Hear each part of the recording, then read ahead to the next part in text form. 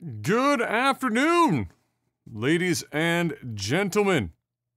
It is Thursday, June the 17th, 2021. It's another Technical Alpha podcast. We got a nice show for you lined up today. No shortage of news this week. In fact, I had to spend most of my time paring the news down as we just exited the week of Summer Game Fest and E3.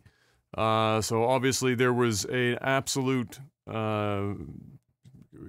wealth of news. Even during a pandemic year, a wealth of news. Of course, it wasn't exactly the pizzazz that a normal year might have when everyone's not stuck at home doing, virtual machining into work and waiting for 15 minutes for the start menu in Windows to open up while they're trying to do design work. But we still got a lot of news, so we got a lot to cover today.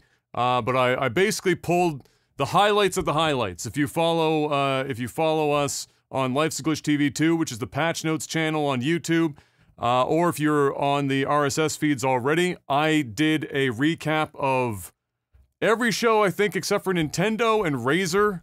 Nintendo, because I couldn't stream the show and watch it live at the same time.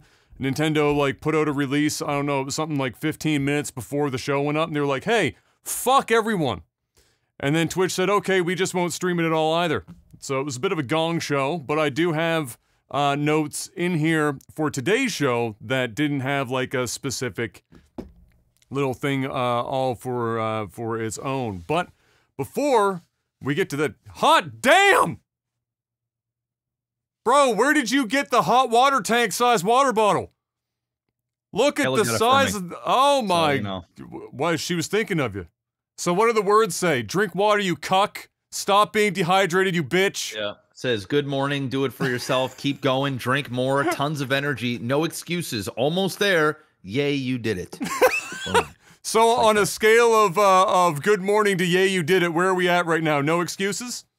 Are we just below no excuses? Oh, I only filled it up to no excuses. So, I mean, we are... Which, in and of itself, is kind of an excuse if you think about it. Yeah, so, some irony there. I'm working on it. All right, that's okay. That's all right. We're getting there. Well, before we get started with all this news, the first thing I have to ask is, Mr. Black, how's your week? It's been a pretty good week. House is finally sold and done, so...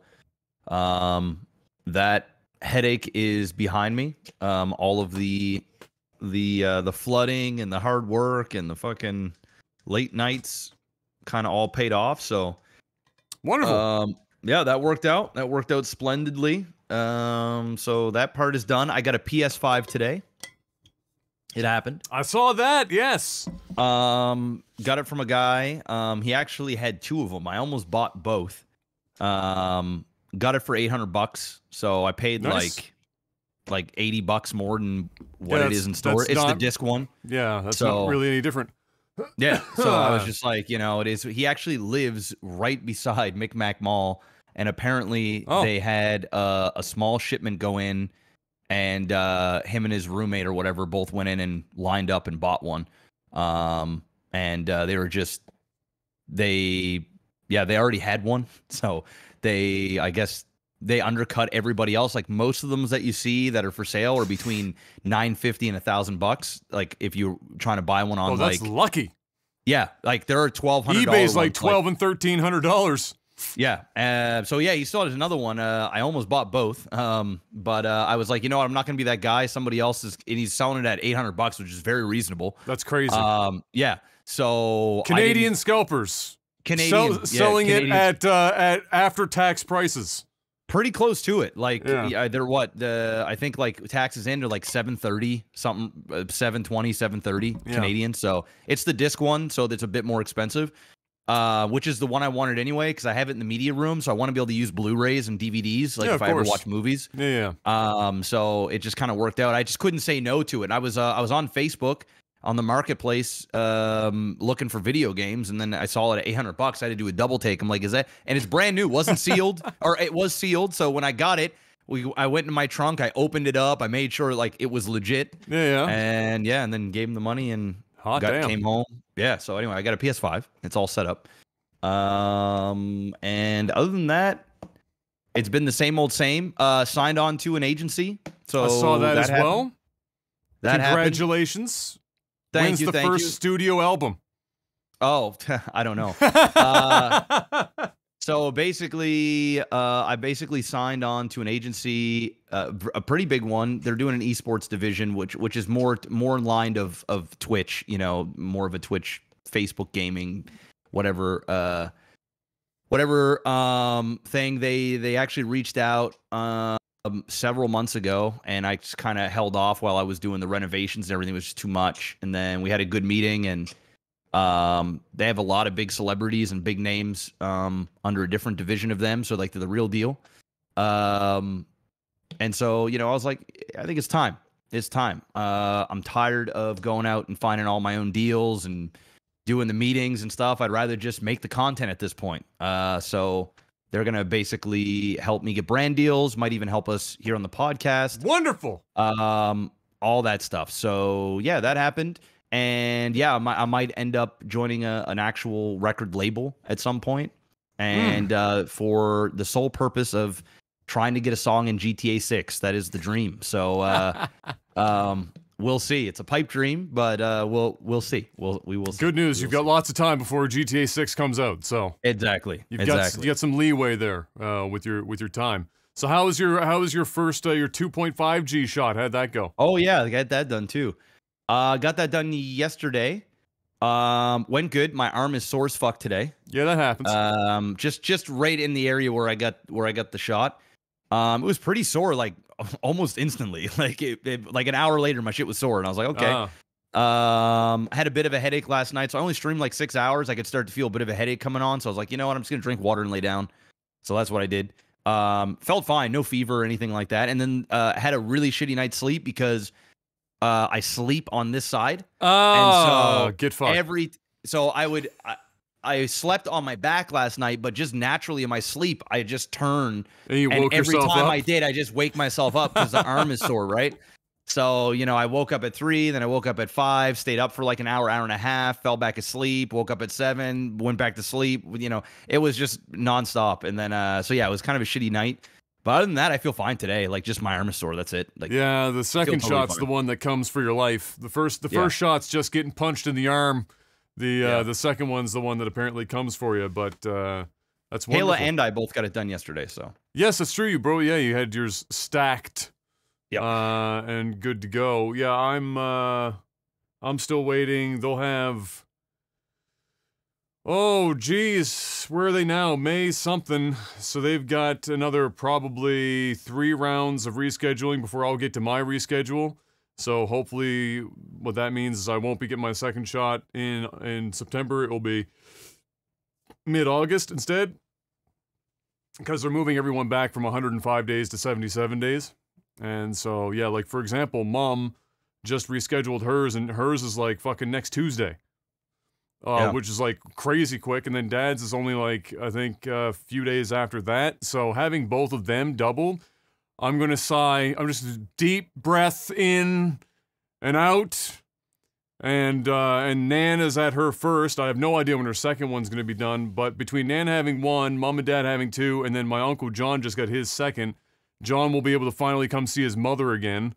For the first time in forever. So that will be a very big change. It'll almost be weird to have them back in the house again because it's been so fucking long since any of that could happen. So yeah, well, there you go. My week was just another week. I played and finished Final Fantasy VII Remake Intergrade Intermission. The name's getting longer and longer, Jeff. This is not getting shorter. It's definitely getting longer. That's the Yuffie DLC of sorts or whatever that they just put out. So I played through that, and I'm in the midst of writing the review for that. I didn't quite get that done yesterday. I'm hoping to get that done today for the writing. And then other than that, that's been pretty much it. Oh, E3, obviously. I was live for all but Nintendo, I think. And like the Razer, like some of the more like off-brand ones that don't have anything new, really. It's just a bunch of random shit. So I did that. And that's been my week. Oh, doctor's appointments. So the good news is, you know, for those, I'm standing at this desk, of course, right now, for all those reasons we talked about in the past. Good news is, as of yesterday, we know that I don't have blood clots in my legs. So that's good. That's a good start. That's a bonus. That's a great start. It's good. It's good. I said, that's great. I'm not going to die tomorrow. She said, not tomorrow, but you never know. Basically that was like they do like your blood pressure in your arms and then down at your ankles. And they have this little fucking like microphone thing that they place next to your vein, so that they can hear your heartbeat, and you hear it on a speaker. It's like there's like an actual speaker that's going with it. And then once they have that, they hand pump the cuff instead of machine pump until they can't hear your pulse anymore, and then they slowly back off until they can hear the pulse again, and then they register that number, and then they do both arms, both legs, on the top of the foot and at the back of the ankle for the two main veins in your legs. And it was the exact same blood pressure in every part that they checked, and so I do not have any clots, and I don't have any blood flow issues to my feet, so my swelling has absolutely nothing to do with blood flow, which is great news, but it also means my doctor has literally no fucking idea what's going on right now. So, you take the good with the bad. I just did some blood work this morning, and I've got a foot biopsy on the 6th of July. We'll poke a hole in my foot and look at it under a microscope and find out how fucking retarded my body is. So that's where I'm at right now, and that was my week. And now it's time to cover some of that E3 news. You ready, Mr. Black? I'm ready. Let's hop right in. Summer Game Fest was first. That's Mr. Jeff Keighley's little event this year. And honestly, considering what I'm sure was not the longest amount of time that they had to put it together, the production value was beyond what I would have expected for what they had. They did a great job. Pacing was great. They had a fair amount of content to show. You know, it wasn't full of fucking bangers or some shit, but it wasn't a bad show to watch. And then somehow, against all odds, he's managed to lock up the exclusive reveal of what's it, Elden Ring. The Elden Ring reveal. The trailer happened. And the release date. He got the exclusive on the release date. So probably the most internet-ready game that everyone's been sitting around waiting to hear about. He managed to lock that one up. So they did manage to get that. They also showed off Back 4 Blood, which is the totally not Left 4 Dead by the guys that used to do Left 4 Dead video game. That's coming out. That's going to have a beta in the summer and will full release October 12th of this year.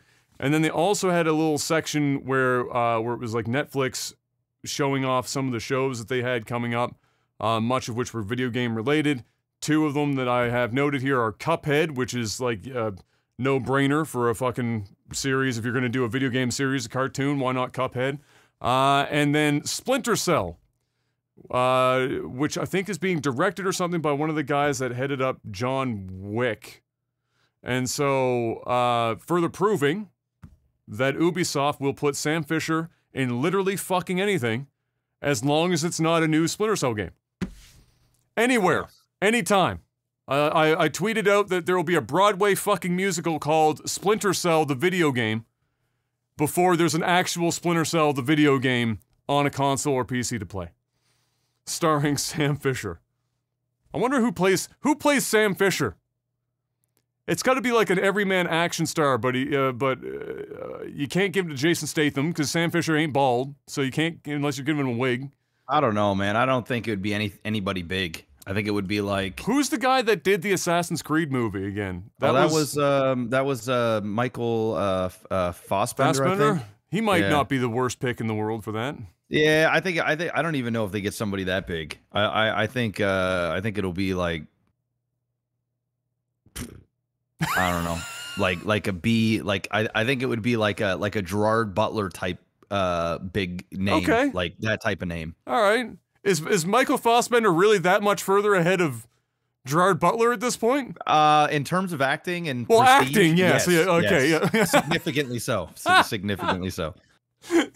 yeah, okay, fair enough. Especially the acting part, for sure. Yeah. No offense to Mr. Butler. But yeah, and of course we've got one, two. I think we've got like 5 different trailers to watch today. None of them are super long, but the first one is Elden Ring. I don't know if you've seen the trailer yet, Mr. Black. I have not. No. Okay, so we'll just pull that bad boy up here. You let me know when you're ready to go. All right, I'm ready when you are. And we're gonna chickadee check this out. And over here to the trailers tab. All right, 3, 2, 1, go. Peggy 16. Peggy 16. Peggy 16.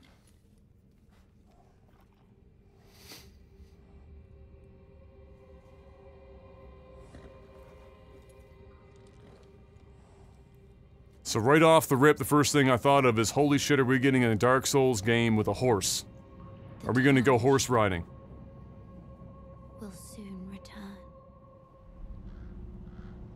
guided by grace, once lost.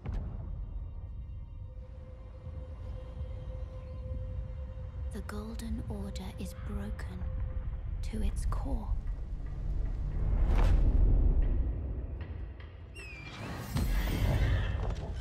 And the answer is yes. You are totally going to be on a horse.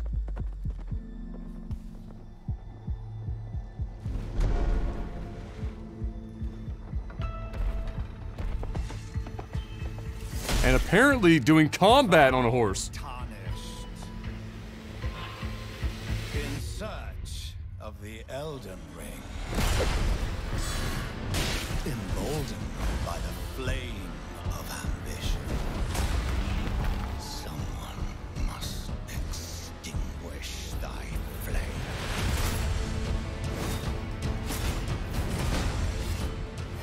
They will fight, and they will die. As always, the art team for these games from FromSoft are fucking nuts. All these enemy designs and stuff are crazy.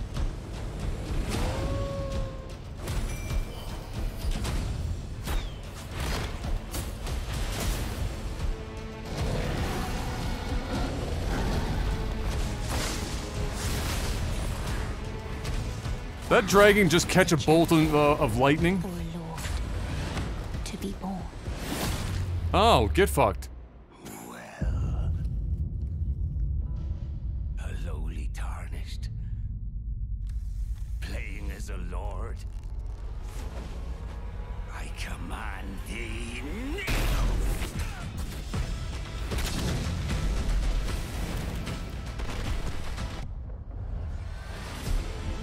Some of these enemies or bosses are fucking huge in this one, eh?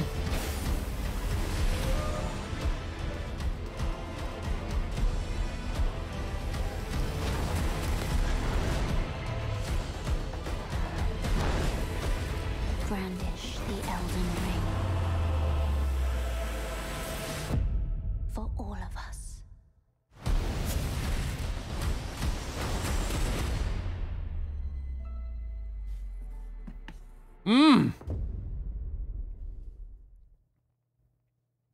And that one is set for a January 2022 release. I think it's January 21st. One day before my birthday. Oh yeah, that's very true. I didn't even think about that. That's very true. An early birthday present. That looks real. First of all, it looks like it's on the same engine as Dark Souls 3. It looks better than Dark Souls 3, but it's obviously a or maybe it's, well, it seems obvious, but it looks like a derivative of Dark Souls 3's engine. But that's never held, that's never held back those games, because the art team carries the fuck out of the games, even if they're not like the most high fidelity graphically. The enemy designs and whatnot are all just insane. The armor work and detail and everything is very impressive. I have other bits, I guess, from that. So it is things that we got confirmed in after the show, in interviews and stuff, were that it is actually more properly open world. There's a hub, but it's more properly open world than it was before. I suspect that's why we're getting a horse for, traversing said world faster. That trailer does seem to hint that there is going to be horse combat. I don't know if we've gotten direct confirmation that's the case, but it certainly seems like it based on that trailer. And that would make sense, honestly. If you're going to give somebody a horse in Dark Souls, why not allow them to use it for combat? And you can play with, I believe it's up to 3 other people, so I think 4 of you can go around, or you can play it solo. So it's a very, it's not a huge departure, but in many ways it's a fairly big step forward for I keep calling it Dark Souls. It isn't Dark Souls, but much like Bloodborne isn't Dark Souls, it's still basically fucking Dark Souls with a different flavor. This definitely looks more Dark Souls-y than Bloodborne was. The pace of combat looked like it was more in line with Dark Souls. So, yeah, I'm sure that thing's gonna be fucking huge. Some of the enemies, speaking of huge, some of the enemies are fucking enormous in that trailer. It looked like, in parts, it looked almost like Shadow of the Colossus, reminiscent of Shadow of the Colossus. These screen-filling bosses that are definitely not really something that you're used to in the Dark Souls franchise. There were large bosses, but there weren't that many that seemed like they were legit giants. Not even Yorm was that big. So, yeah, I don't know. I'm kind of looking forward to it. I'm always, I like the games, but you never look forward to the rage they're gonna fill you with when you play the games. Like, because when you first play them, it's kind of like the honeymoon phase where you don't care that you're dying. And then after, 6-7 hours have passed and you're past the honeymoon phase and you died at that same place like 15 times, you start throwing controllers around the room and screaming and yelling obscenities. Does that look like a game you might dip your toes into in the water on the stream or something? It's always a popular stream game, Dark Souls. Yeah, I don't know. I don't know. It's a genre of game I like. Yeah. So, I mean, for that reason, I think it looks good. Yeah, I don't know how much more I can add to that. It doesn't look like a bad game. It looks like Dark Souls. It looks like what you want from a Dark Souls game? Yeah, it literally looks like what you want, right? It's the same thing where it's like if you're a Call of Duty fan, Call of Duty comes out with another game, it usually looks like Call of Duty. So the fans get excited about the new Call of Duty and excited about Elden Ring. The thing that would make me like really, really on board with this is if they actually find a way to tell a story, like a legit story. And not hide it in item descriptions? Yeah, and just feel like you're on a journey with a character outside of playing like a weird Dungeons and Dragons thing where, you just kind of, the atmosphere and the cool design of enemies is the thing that does the visual storytelling. I like a good story. I'm just a sucker for it. The good news is you don't necessarily need one for these types of games because people play these games for the challenge, not necessarily the story. If they were in it for the story, this game wouldn't be successful. None of these games would be successful. I'm not saying there isn't a story digged in there somewhere. And I'm sure the diehards are probably, smacking their head on the keyboard and saying, "Oh, there's this big and rich story that like." Well, I think I think even the diehards understand that it's not Dark Souls' primary function to deliver its story directly. It's always background. Imagine if they could tell a story on top of what they do. On top of what they do, you know what I mean? Like it would be incredible. I mean, I'm not talking about like Naughty Dog level storytelling, but I'm saying like. I mean, this is being penned by George R.R. Martin. Well, then there you go. So like, yeah. So maybe I am looking for a Naughty Dog type story. One that like sucks you in and gets you invested. How cool would it be to have story about each boss you're gonna fight, and as you're going through the area, you read things, you hear things about this about the boss. You learn about why it has so many heads on it, and why it had, like, the meaning of the sword that it holds and how it got it. Like, if you could go through each section of the game and each boss and then kind of feel like what you're getting into, you hear these stories. I think it would add a lot more weight to not only the boss fights, but it would just you'd feel more accomplished when you beat them as well. Like, you'd be like, damn, you know, this is the guy that was responsible for killing 100,000 people in this big ass town or village, and all their souls are inside them, and fucking, you know, it's given all their power like a Dragon Ball Z thing or whatever. I don't fucking know, right? I'm not a storyteller, but that's not particularly far off of at least 3 or 4 of the bosses. Yeah. So it would be cool. It would be very, very cool to actually. I agree.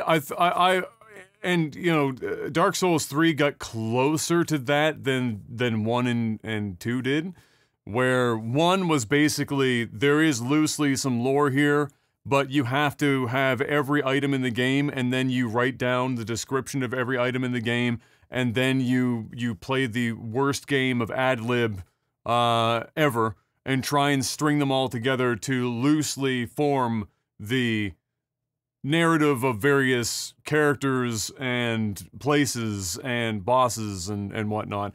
So it was there, you just had to basically fucking spend as much time piecing it together yourself as you did finding the stuff to even piece together to begin with. And some people, in fairness, really like that. I guess maybe it gives even more mystique to the world and what's around you, and you just don't know everything up front. But I do think that there is a middle ground that I would like to see, where they at least put things in front of you that you don't have to go out of your way to get the gist of it.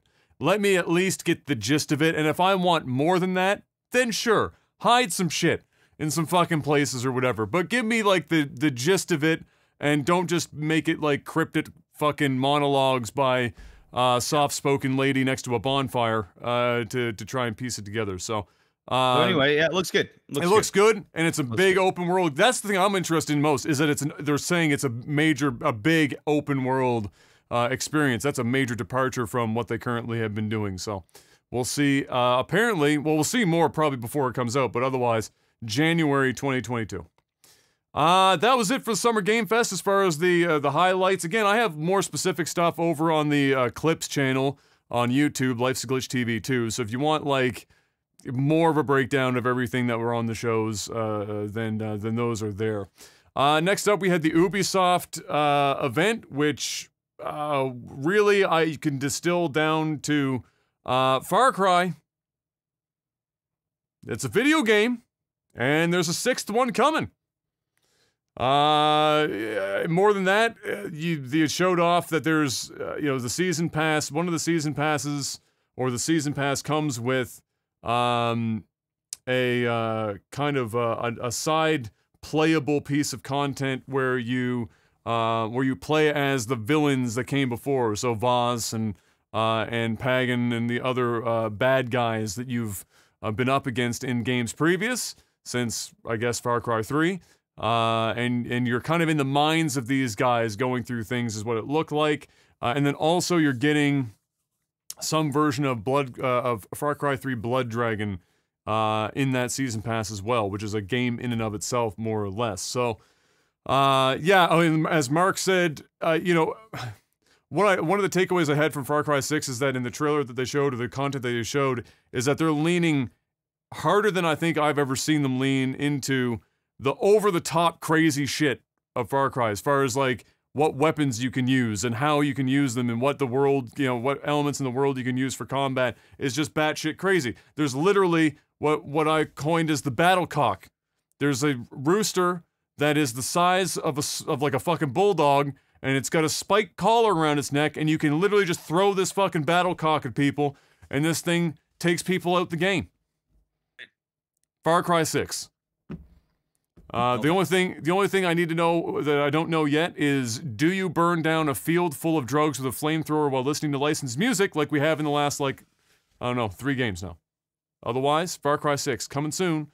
Mostly a vehicle to give you Giancarlo, that's his name, right? Giancarlo, what's his last name? It's the guy from Breaking Bad and whatnot. Oh, yeah, Giancarlo, something. Phenomenal actor, typecast to fuck, but phenomenal actor, Giancarlo, something. That's all. I mean, there were other things at Ubisoft, but, yay. all the same. Not anything to write home about anyway. Then we got Devolver Digital, which continues to be a great production and worth watching for the entertainment value alone.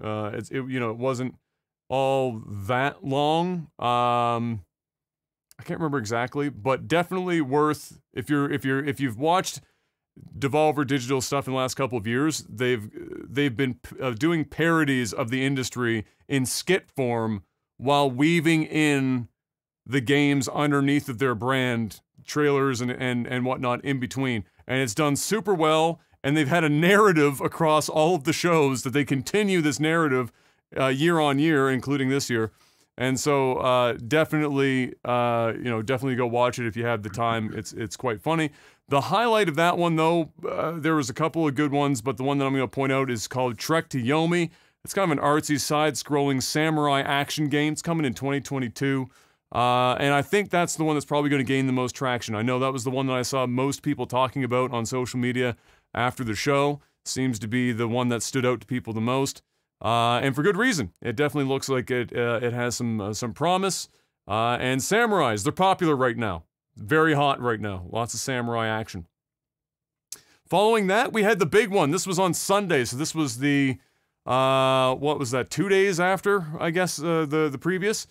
So this was the Bethesda Microsoft show. It's the first time Bethesda's been on the stage with Microsoft post the acquisition of their parent company ZeniMax. And so we got to see God Howard walk out on stage and give a little spiel, of course, as well as Pete Hines, and then old Phil Spencer. So we had the holy trinity of Microsoft right now up on stage talking about various things. It wasn't what I thought it was going to be, where it was going to be basically like a block of Bethesda and then a block of Xbox stuff. They kind of weaved the two together a bit and spread it out. But we've got some of the top things here that we saw at the show anyway. So we got to see a very brief look at the in-engine, or what seemed to be an in-engine trailer for Starfield. That's Bethesda's space game that's been, rumor milled to fucking death for ages now. And we saw like very scant screenshots that we talked about in the podcast a while back. So we finally got to see some in-engine footage. And, it's still running on the Creation Engine 2, Jeff, which, as we all know, is a rebrand of Gamebryo. And, yeah, they've definitely obviously built that out substantially over the years. But I wouldn't be shocked if we saw a lot of the same bugs that we've been getting ever since Morrowind in this game, unless they've really gone to town on hammering those out. So, for what it's worth, it did look good. But I'm going to say it looked good for a Bethesda game. I'm going to put that asterisk there. It did not blow me away. There are some games that were shown off in this E3 that blew me away. Starfield was not one of them. And that game is a ways away from releasing yet. So by the time it comes out, hopefully they can polish that bad boy up and make it shine some more. But for now, didn't look like anything crazy.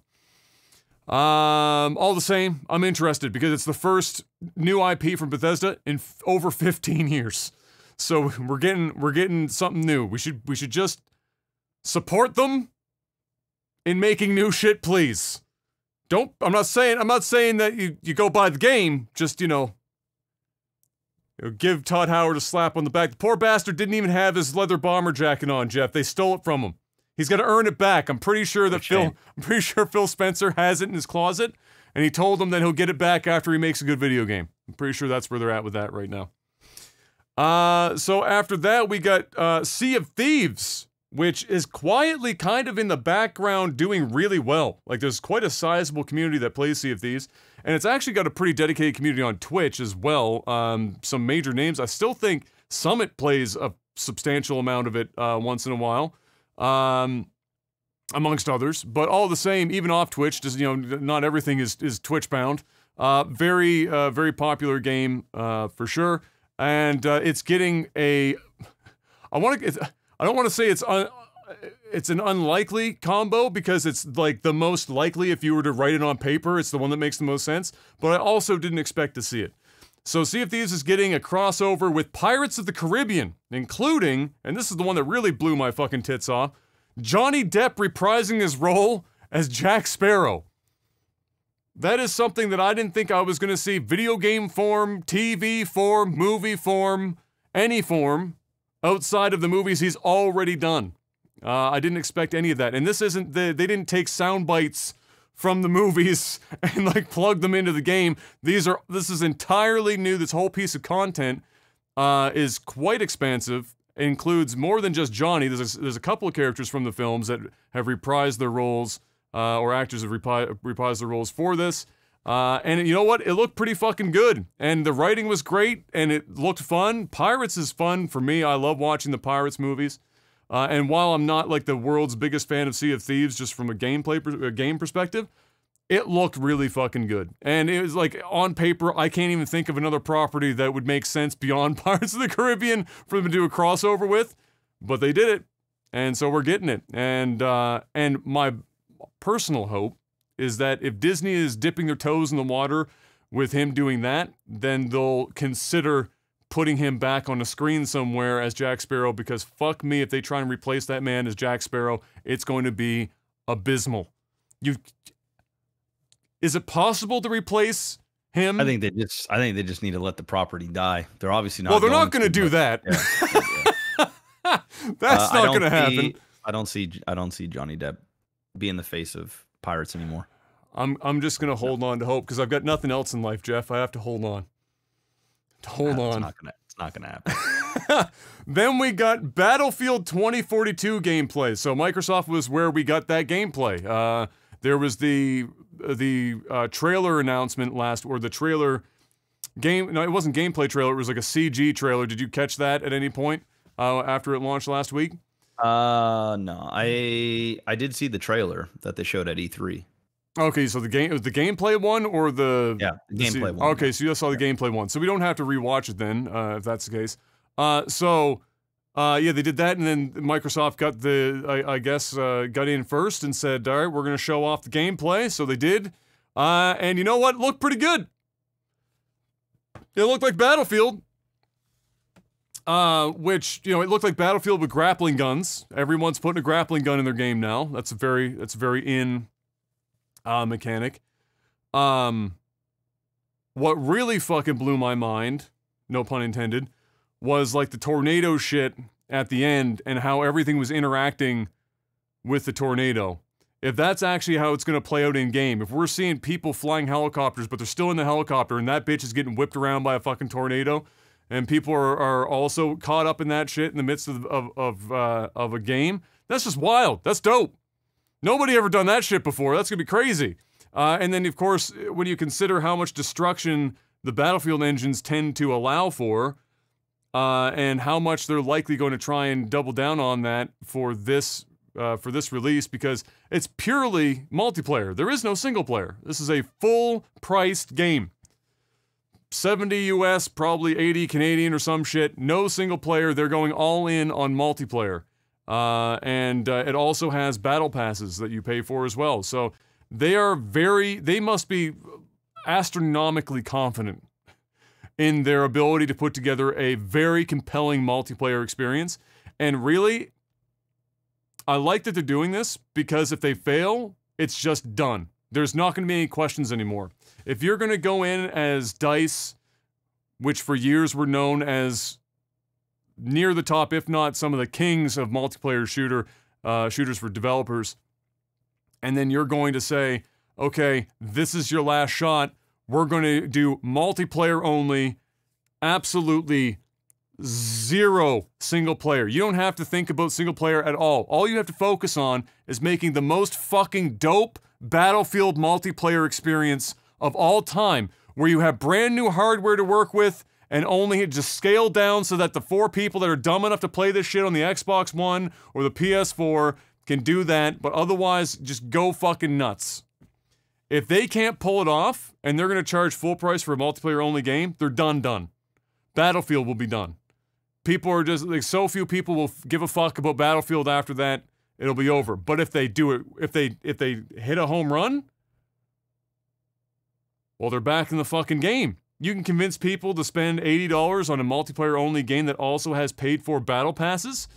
The amount of W's that you won't be able to hold will be fucking infinite at that point. So, while I'm very skeptical that putting out a multiplayer-only game for full price in 2021 is something that anyone is capable of pulling off, in a world where Warzone and other games exist right now for free or half that price, I will be most interested in how this bitch sells. What are your thoughts on a multiplayer-only game in the first-person shooter category in 2021 going up against the free-to-play market? Do you think it's doable? Do you think it will allow them to provide a more premium experience that will make it worth it? Or do you think it's just going to shoot them, it's like shooting themselves in the foot? Man, I'm gonna be honest, I wasn't all that impressed with the gameplay trailer. It just looked like Battlefield. It was the destruction that I was blown away with. That's literally blown away with. It's a gameplay trailer, but it was very scripted still. Of course. It was a very scripted, like just showing very, like you can tell they've done 30 takes to like get the right thing to blow up at the right thing, and you still gotta make it look good. Yeah, of course. Yeah. I don't know, man. I think this game's gonna fail. I think making it full price for multiplayer in 2021. It's a bold move. It's dumb. Because that barrier to entry is it's too expensive. And I think it should reduce hacking, though, if there's any upside to it. A full price for, if you get banned and you're another $80 in the fucking hole getting your hands on the game, that's a bit of a deterrent. Listen, man, if it was free to play, if they made a solo campaign, and they said, okay, here's the solo campaign, it's pay to play. It's kind of like what Halo's doing, where it's just like you can pay for the campaign or you can just jump in for free multiplayer. I think they have a leg to stand on. Because that $80 barrier or $60 depending on where you're from, that's going to deter a lot of people from just picking it up and playing it. And, it's still going to sell copies for sure. Like, it's still going to sell. But I don't think it's going to do what just judging from the past Battlefields we've got and how lackluster they were, and just even have staying power, dude. Like, they were in and out in like a week on Twitch. Like, in and out. People just like immediately realize, like, okay, Call of Duty's better. Okay, PUBG's better. Okay, Fortnite's better. Like, they just didn't care. Times are a little bit different now because it's like, the community is kind of looking for their next thing to get into. It was more Battlefield, but I have a feeling, and there were parts in there that it seemed choppy as well. Like, there was a lot going on. It looked like it was like dipped down to 30 frames a second. Like, shit looked choppy as fuck in certain spots. And I think there's too much going on. I agree. I think the weather thing is a cool add-on. I think we need more of that in video games where, you got that element that you just can't control. But once again, I don't know if that is like a scripted thing where it's just like, instead of, the circles closing in on people, maybe there's more tornadoes that come down and push people away. Well, the tornado, right? The storm incoming thing, based on the trailer stuff that we saw, it's obviously scripted. I mean, it's not going to be completely random. I don't know if it would happen at the same minute mark every game or some shit. That would be kind of lame. But it's obviously an agent of chaos, so to speak. Not to get ahead of ourselves, talk about the Final Fantasy game, but an agent of chaos, for sure.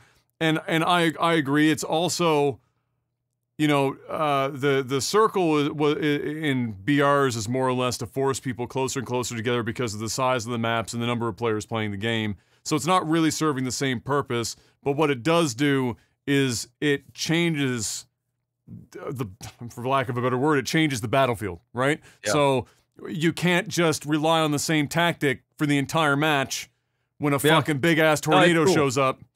It's cool. It's a cool idea. I think I need to see more gameplay, though. I agree. I think I need to see a little bit more gameplay, like actual gameplay.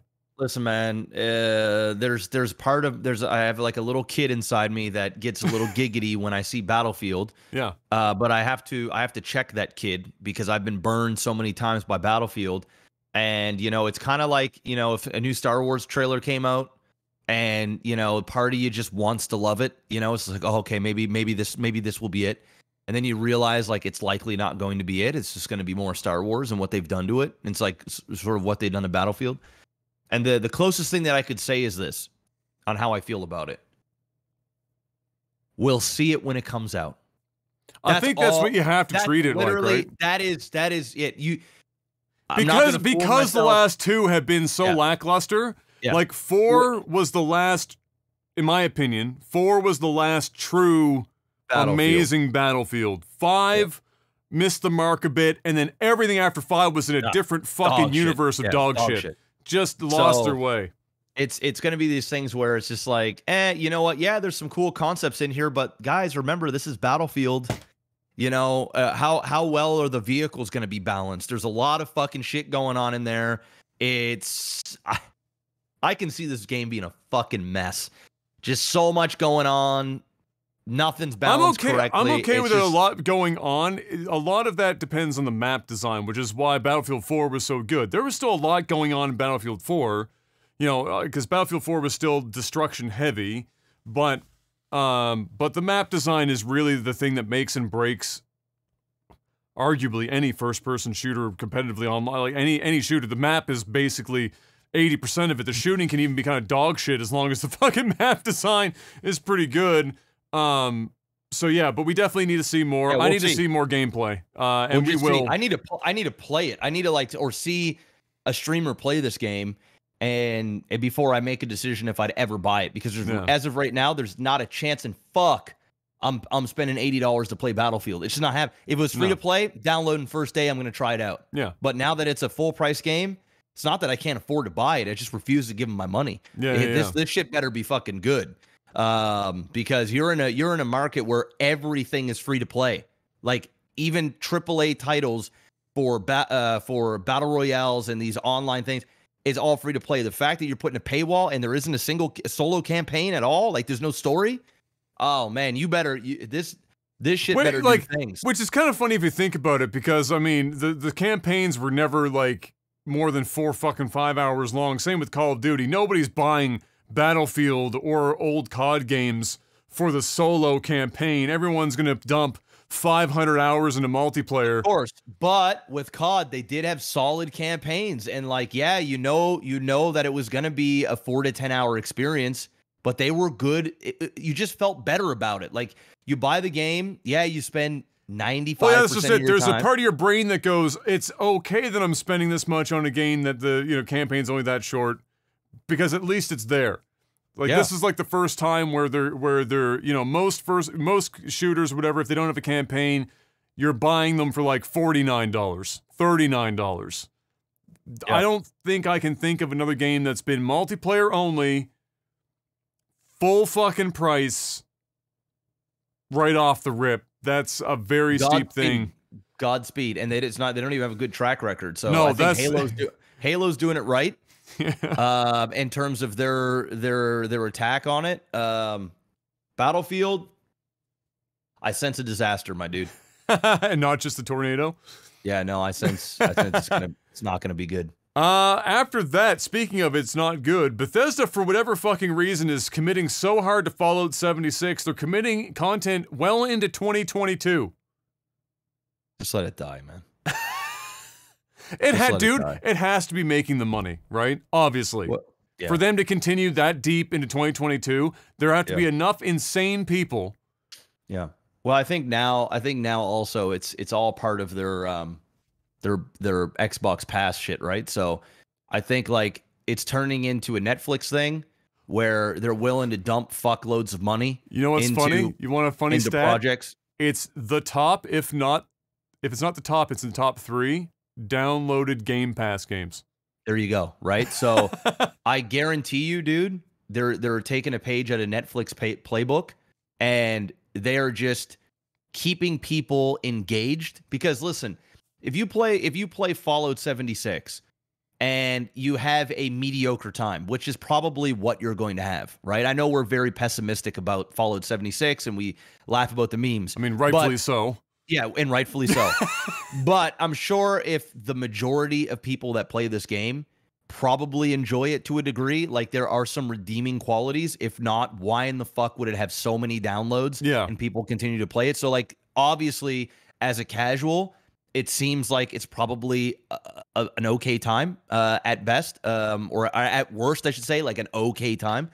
So if they have that much traction, and these people were spending the $30 a month or what, 15, whatever the fuck it is for this battle pass or this Game Pass, why wouldn't they spend a few $1 million on continuing to upload content? Because once people finish their content, they're going to move on to the next thing on Battle Pass or play multiple things. As soon as they announce some more stuff, people are going to revisit it. And as they revisit Fallout 76, they have to continue to keep their memberships going. It's the same thing what Netflix does. And they're pumping in billions of dollars a year, and they're losing money. They're literally going in debt every year to continue to build up the subscription base, because they know that they're going to start monetizing people over time. Prices of the Battle Pass is going to go up, or the Game Pass is going to keep going up.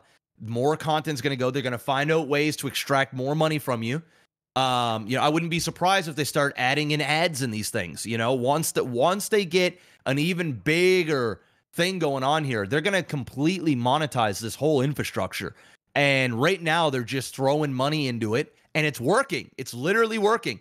People feel like they're getting value. It doesn't matter if you're just a Fallout fan, if you're just a whatever game they have on there.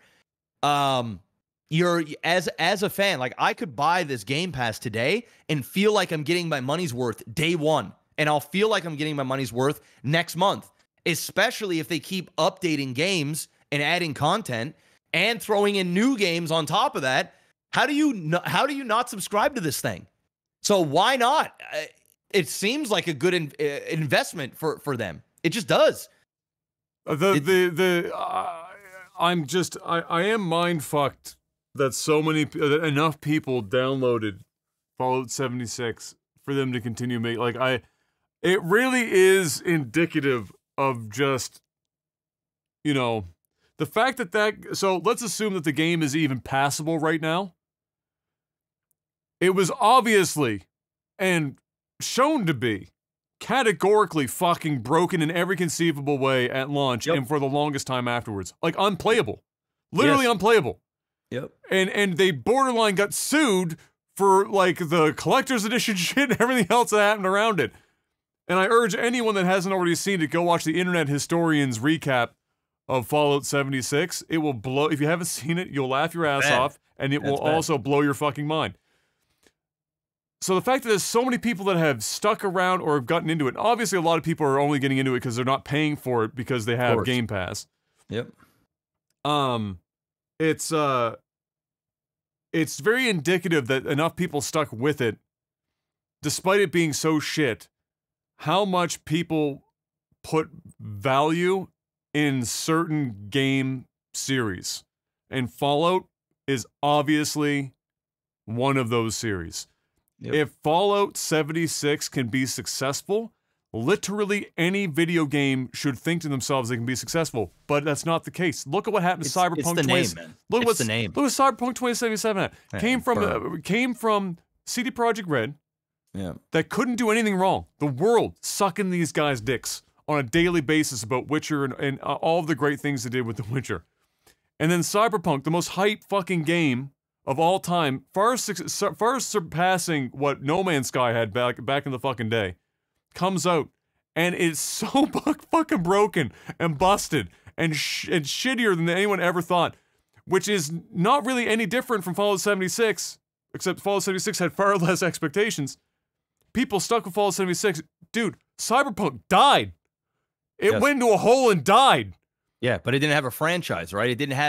People aren't emotionally attached to Cyberpunk. That's the problem, right? So that's, people are emotionally attached to Bethesda and Fallout. Yes. And that infrastructure. And so, yeah, you know, there will be fans that will kind of pretend like the game is not bad, even though it is. There'll be fans that will just blindly enjoy anything because they're very, very casual. And if they're enjoying it, they're enjoying it. And then you've got the Bethesda fans that are like, you know what? Yeah, it's fucking bad right now, but I'll wait until they patch it and they fix it, and then I'll play the game. How frustrating must that be for other developers and publishers that see that kind of like what some developers and publishers get away with, and then have their game not get away with like 1/1000th of what they do? But yeah, anyway, Fallout 76 into 2022. So for the people still playing it, buckle up. More's coming. Following that, we had, of course, one of the big ones. Halo Infinite got its new trailer showing off actual in-game shit again. Just like Battlefield, though, obviously entirely scripted gameplay for the sake of the trailer. But the important part is that visually it is what the game was going to look like. They just did everything in engine and fucking threw a bunch of grenades and shit and did all the cool shit that nobody's ever gonna fucking do.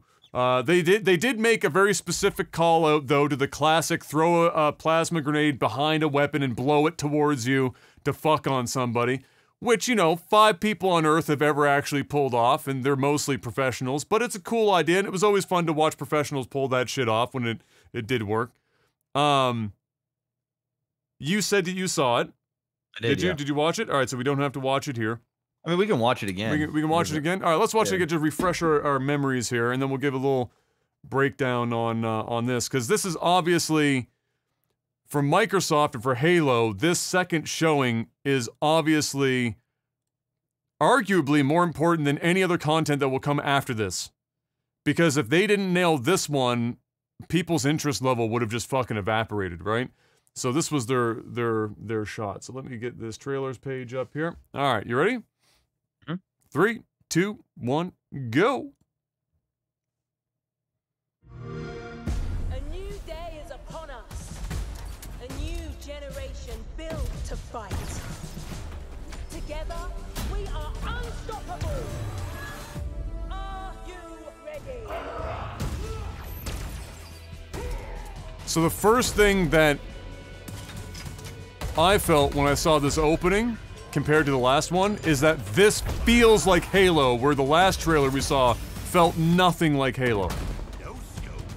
Even though this is scripted, all of this feels like Halo to me.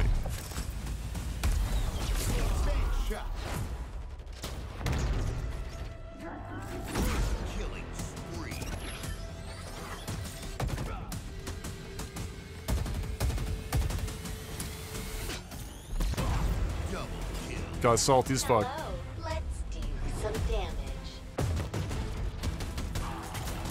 Skewer acquired.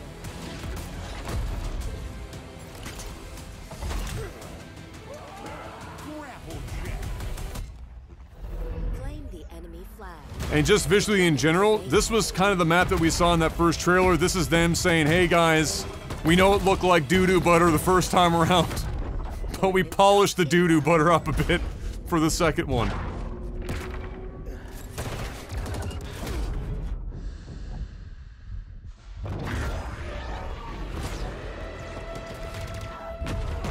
The flag is ours. Please call us at your earliest convenience.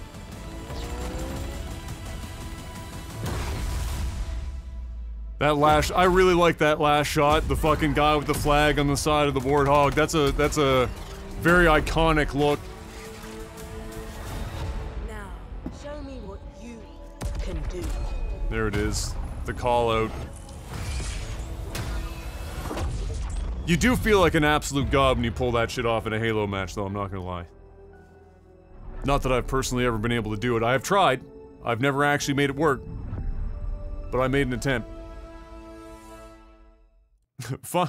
You know, some people call me pessimistic. I'm pretty sure Fox in chat was one of my mods, my lovely British duo, the Tea Drinkers.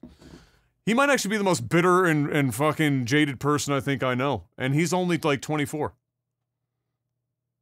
I thought I was bad at 24. I'm only 32 now. I'm an asshole. But he might actually legitimately just shrivel up and fucking turn into a salt cube before he's 30. Just everything is ass. That's, to be fair, he grew up watching us from the 13 years or some fucking years old. He grew up watching you, Adam. He grew up watching you, right? He chose poorly. He chose poorly. So what did you think? What did you think? What were your thoughts? What are your thoughts after seeing that? Well, now I guess the second time. I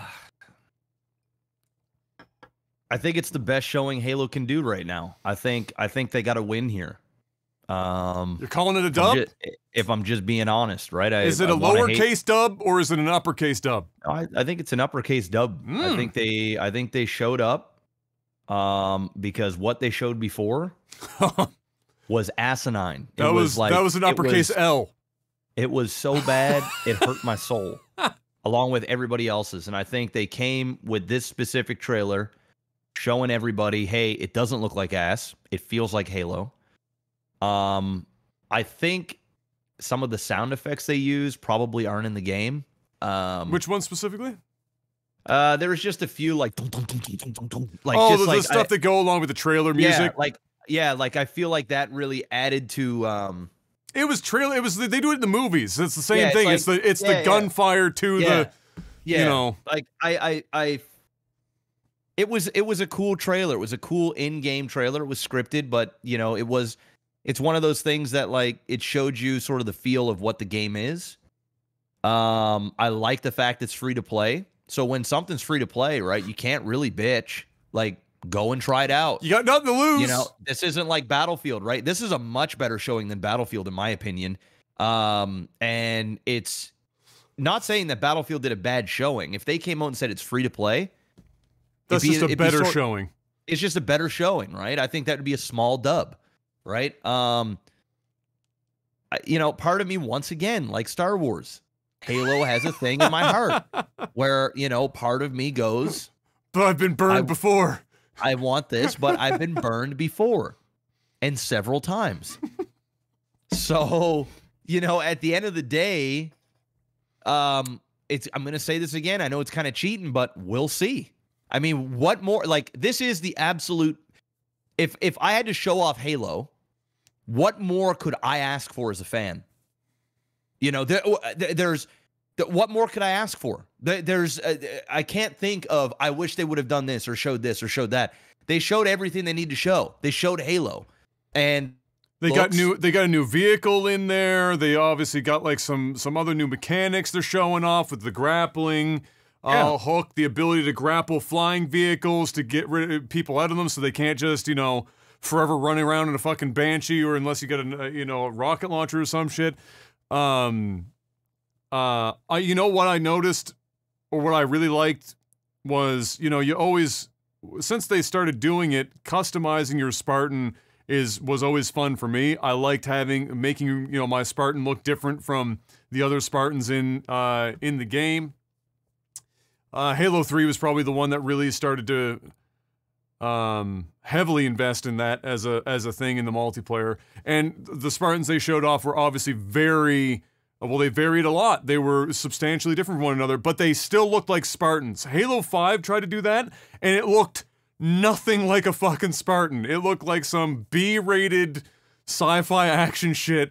These looked like Spartans, no matter how kind of out there the outfit, you know, even the samurai, the classic samurai helmet, it still looked like Spartans, and I think that was a cool thing to see for me. The other little thing that when I first saw the trailer, I heard, but I didn't really understand until they talked about it afterwards, the day after, when they or when they talked about it more with the devs, is you'll hear you're not just hearing the classic Halo announcer voice in there doing that shit. There were other voices in there, and that's because you're going to be able to also select from a series of voices the AI that plays for various other audio cues to customize that yourself. So that if you'll have that's another thing that they can add to help you have your experience be more personal to you. The biggest thing, I think, other than it being free to play, is that something else it's doing uniquely is the battle passes don't expire. And they're always available. There's no FOMO. So they're not putting them out and saying you've got X days to buy this battle pass and X days to complete the battle pass to get everything out of it. They put out a battle pass, it's there, you buy it if you want it, to get the stuff that's in it, and you have, at your own time, your own pace, to unlock everything that's in the battle pass, and you're done. So there's no more freaking the fuck out, oh, I've got to dedicate my life to this fucking game, to grind out the experience, to fill it out, and if you miss it, and you want to go back and get something later, the battle passes are still there, you still have to put in the time, but it's on your clock now. It's not like this, you're not feeling pressured to buy it every single time. And I think that's actually substantial. I think that's something that will probably set the tone for other games to do similar shit in the future, because once people get a taste of that, and not having to, like, feel this anxiety of missing out on battle passes and the stuff that are in them because they can't dedicate that much time to a singular game, I think they're going to want to see that in other games, and it will actually start to show up in other titles as well. In general, I felt very positive about it. It's hard not to after the first trailer was so fucking bad. It's kind of like but like you said, what else? What more could you ask for? It certainly felt like Halo versus the first trailer that didn't really feel like Halo. This felt legitimately like Halo, and but it still felt like it wasn't Halo from 2005. It felt like there's something new going on here, but it still feels like Halo, which is like we've talked about the podcast several times, probably one of the most difficult juggling acts you could think of is how the fuck do you modernize Halo without completely changing what Halo is? And so that's no small task. So if they pull it off, incredible. Great. And the great news is we're not going to have to pay a bunch of money to find out if they pulled it off. Shit's going to be free. Yep. You have to spend the money for the campaign, which is also coming at the end of the year. Both of these are slated for holiday of this year. Whether or not they hit the holiday, fucking Lord only knows. But yeah, that will be, obviously, you'll spend some money for the campaign stuff, but definitely the right move, free to play, for that multiplayer. And I look forward to seeing more. Obviously, Microsoft's got more events throughout the year. We'll see more as we get closer to the release. Might even do something I could see them doing where there's a beta event where they do an invitational, get some streamers involved, play some Halo before the release happens, start to get that stuff spread as well. I suspect we'll get some stuff like that. After that, we got a trailer for Outer Worlds 2, which was, to be honest, pretty fucking funny. If you haven't seen it, watch it. It memes the fuck out of the entire, E3 trailer memes, like just the idea that everything is like the slow motion and doesn't actually look like it represents anything, and they make fun about how the fact that that most developers do it because they haven't actually started the game yet, but they have to get a trailer out anyway. It's kind of a funny trailer, definitely worth looking at even if you don't give a fuck about the game. Following that, we got Age of Empires 4 actually made an appearance at the Microsoft event, and was announced with a proper trailer. Looked good. A lot of people were excited about that. A couple of StarCraft streamers are also playing Age of Empires on the side, and it's kind of had a bit of a mini renaissance in the streaming world. So I suspect Age of Empires 4 will also likely have a bit of a following in that regard.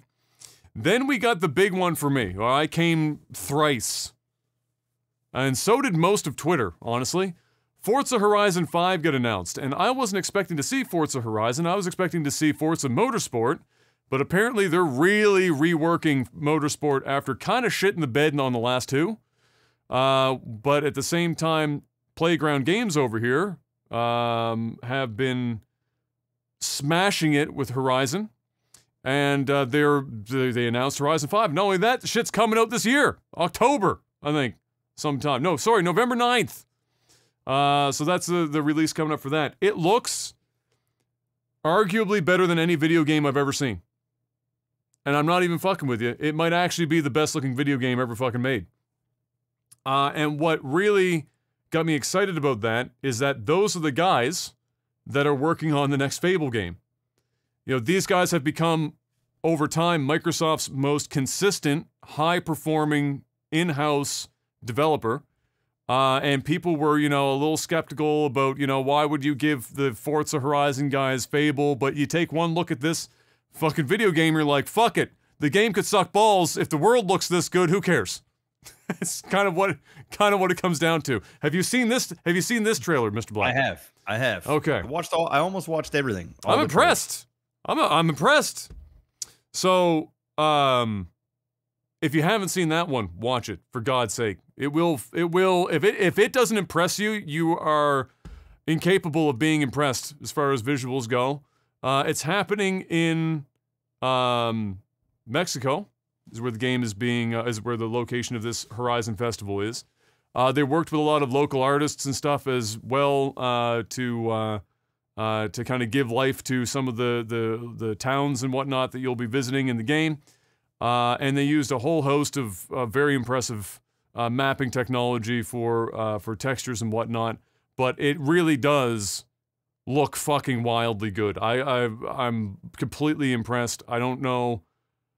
And the crazy thing is, this is still cross-platform. It's going to be available on Xbox One and whatnot. I mean, I don't know how they're going to... Their tech that they're using must be so fucking good at scaling.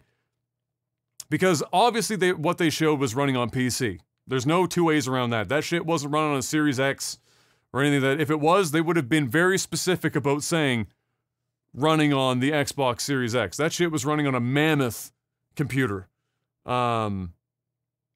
But holy shit, did it look good, and I'm very much excited for it, and I will be absolutely playing the fuck out of it when it arrives, and hoping that my computer holds up to let me juice the fuck out of it as well, because, my God, it's good stuff.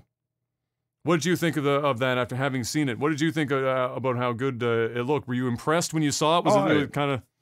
It's hard not to be impressed by that. Yeah. I mean, it looked real. There was a couple of spots that did kind of... it was just like, holy fuck. So, yeah, it looks good. Racing's just not my jam, but it's very, very, very impressive. I was even more impressed, more so with the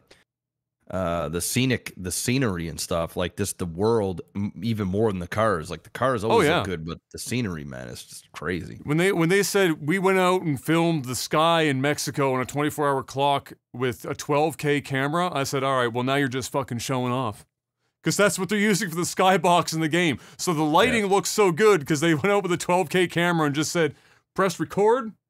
And they came back in a couple of days and fucking used that. So it's no wonder it looks so good. But yeah, I'm excited. I'm excited for it, and we'll definitely be playing the shit out of it. But like I said, I'm interested to see how good Fable looks. If this is what they're doing with a racing game, what the fuck do they do with Fable? That shit's gonna look real good. Because I said this about Horizon 4, is that if you slow your car down in the middle of the woods, it looks as good or better than a lot of fucking action-adventure games, but it's a racing game. So, and that you're meant to go fast. You're not meant to stop and, like, smell the roses and take in... Most racing games, if you stop, everything looks like shit, because you're not really supposed to stop when you're racing to get the performance up. They make everything look like crap. But this looks really fucking good. So, yeah, very excited to see how they handle Fable as well from a visual perspective. After that, the last thing that they showed, I think it was the last thing, was the original, a new IP, an original IP from Arcane Studios called Redfall. You probably saw this one as well then. Mm-hmm. That was just a CG trailer. There's no gameplay or anything shown. But they gave you an idea of what you're getting. It's another team-based shooter, PvE, you know, a la Left 4 Dead, but with vampires, and with a little bit more magic under the hood. You know, there were abilities. All the characters had various abilities and skills that were unique to them. And so it's an ability-based PvE multiplayer shooter. You know, you can't tell much from a CG trailer, but all I said to my chat was, at least it's not zombies. Yeah. That's all I can say. It's vampires. And so that's not zombies, so it's a thumbs up from me. The last note that I have here for Microsoft is that the thing that was also very impressive and why Jeff, I think, not long after tweeted about the Game Pass being a crazy value. Damn near everything they showed in that presentation was a day one Game Pass release. So on launch day, the shit's showing up on Game Pass. They showed like 30 games in this event. You could theoretically get all the value you need out of it just if you got the 30 games that were at this event on the Game Pass if you just started paying for Game Pass today and went into whatever, like 2023. So, yeah, like you were saying before, the value has gotten to the point now where, you know, maybe you wait until the end of this year if there's nothing right now. Like if the catalog, which is already kind of impressive, they added even more Bethesda games, for example, like the latest Doom is now on there and whatnot. If you somehow don't have anything on there that you want to play now, by the end of the year, surely there will be something that you want to play. And Game Pass is just like, my God, for like, what is it, $15 a fucking month? Yeah, it's nothing. And you're getting these games, like this caliber of game. It's not like they're pulling shit from the archives all the time and be like, this is the only thing we're providing you. It's like this brand new in-house AAA $80 game, day one, have fun. All the DLC, whatever the fuck, it's all there. You know, that's a very compelling package. So, there you go. That was Microsoft and Bethesda. The rest of this goes a little faster because they were all terrible. Holy shit. Fuck me. I almost fell asleep at every single one of these, and it got a little silly towards the end. But Square Enix was first, and after Square Enix, some people said about Square Enix's that it might be the worst conference they've ever seen. I tend to agree, and I agreed up until there was the Future Games show, which was painful. However, nevertheless, it was pretty much a gong show from beginning to end. The majority of it was just kind of showing off Marvel shit. The first, I think, almost what? The front 30%, 40% of the show was showing off their new Guardians of the Galaxy game. And similar to Avengers, obviously they're not paying for the likenesses of the people playing them in the movies. That would make the game cost $6 billion. So you're getting renditions of what, you know, the comics would have been instead of what people might be seeing at the theaters.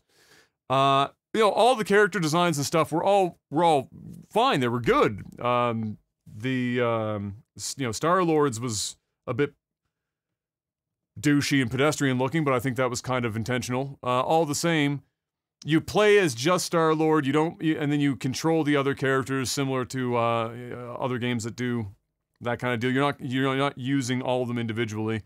And man, was it the most mediocre looking fucking video game I've seen in a long time. Like just real C tier, nothing to write home about.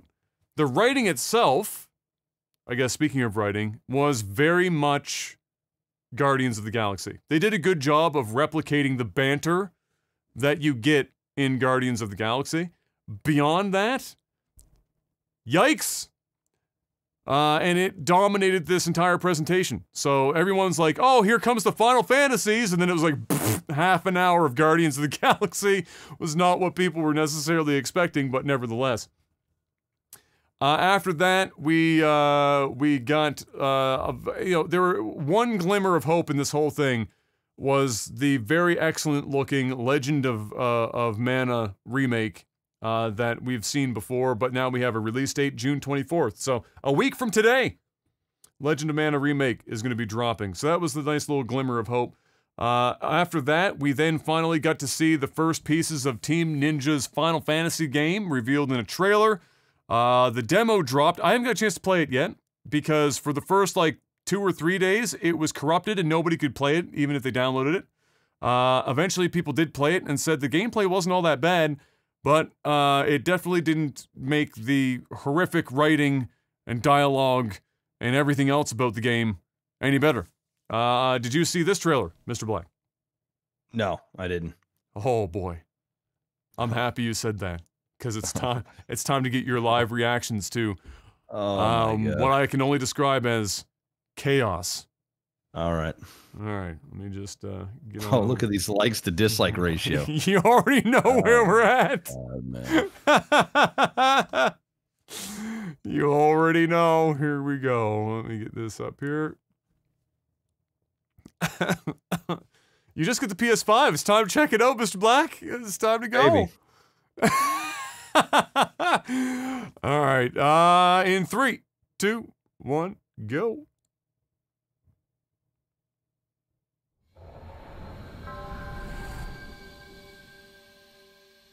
So deep that it was buried in their hearts. I'm here to kill chaos. That's my mission.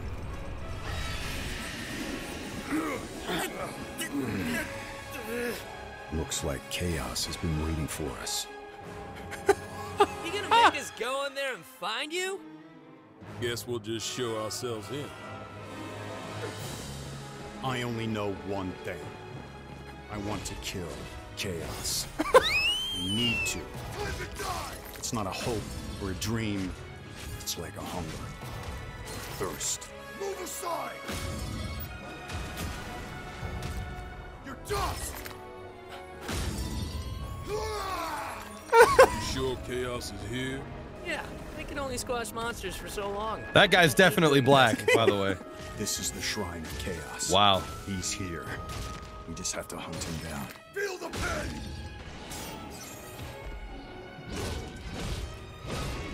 The darkness. Jeff, there's no shadows on the ground underneath any of these characters. No doubt. Most of the time, anyway. There was a knight who left on the same journey as you, but... What is this guy? Why does he look like he shops at a Hot Topic? What the fuck is this guy wearing? I would be grateful if you looked for him. Chaos. Chaos. Look at what he's wearing. He literally just hit up like a fucking H&M and then showed up at this guy's castle. Know when you're beaten. And who are you? We're here to kill chaos. The prophecy's very own warriors of light. Real. He always wore such splendid armor, with a helmet that was terrifying to behold. It's Garland. No. I become chaos. Oh my god. What? Oh my god, man. Oh, how many times did they say chaos in that trailer, Mr. Black? Several. You can get hammered if you took a shot every time. Oh my god, man.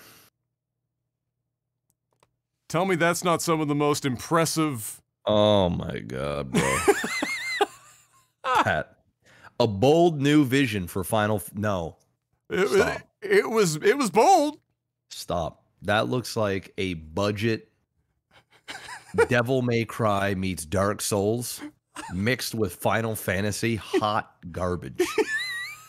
And not in like the worst possible versions of all those things combined. That motherfucker rolled up in a t-shirt and jeans. Standing across from him. And you got the black character? Yeah. Yeah, we looking for chaos, motherfucker. Yeah. I definitely sound like this because you know I'm black. God. Oh man, that shit looks so, that is gonna fail so hard. That looks so bad. Apparently the gameplay is not complete dog shit, but I don't think that even if the gameplay was incredible, I would want to subject myself. Dude. Anyway, that looks bad. It doesn't look good. That looks very, very bad. It seriously looks like a budget Devil May Cry, Dark Souls, and Final Fantasy. Oh man, the voice acting was terrible too, no? It's horrible, horrible voice acting. What are you doing here? We're here to kill chaos. Yeah. Chaos didn't die, motherfucker. Really? Yeah. Chaos. I can see it's the helmet. It's so big and bold. That just sounds so bad. Oh, yeah, that's bad. And that kind of sums up Square Enix's entire presentation, to be honest. Nice. Just kind of bad. Nice. And there you have it. Then we move on. There were some other shows that happened that I reviewed as well on the Clips channel, but nothing worth talking about here really in any amount of depth. You know, not to say everything was bad, just nothing that, you know, we need to highlight here. You can check it out on the Clips channel. But Nintendo did happen. Nintendo put on a pretty solid show, even though I wasn't allowed to restream it, but all the same. Lots of people were happy with this. There wasn't a lot of, you know, Nintendo fans can be kind of salty for any number of reasons, but this is a pretty good show. Kind of hard to be upset about this show. I have it listed here. I call it the Millennial Show, Mr. Black, because it's like they pulled out every game from 2003 and crammed it into a remake or a remaster or some shit and put it into this show. So things like Super Monkey Ball, Advanced Wars, and WarioWare all made an appearance at this bad boy. Not that any of them look bad. I mean, all look good, but it was like a time machine. I gone back in a time warp. Then we had Metroid Dread was announced, bringing back that side-scrolling Metroid action for the first time in I don't even know how long it's been since we've had one of those. It's been a while since we've had one of those. And this is kind of a stopgap between now and the time that Prime 4 shows up on the scene. They're still developing Prime 4, so this is kind of their they're in between while people wait for Metroid Prime 4 to hit the scene. Prime 4, of course, will not be a side scroller. That's going to be in the 3D style that we've had since Prime became a thing. It looked good. I wish that Nintendo would commit to doing like pixel art with a side-scrolling game like this. It kind of like right now pixel art is super popular and it looks really good because you're not constrained to just 16-bit. You're not really constrained to Super Nintendo spec. You can take pixel art to another level beyond that we've seen. But all the same, it's not that I don't like how it looks. I just wish that they maybe had considered going that route. Maybe they did.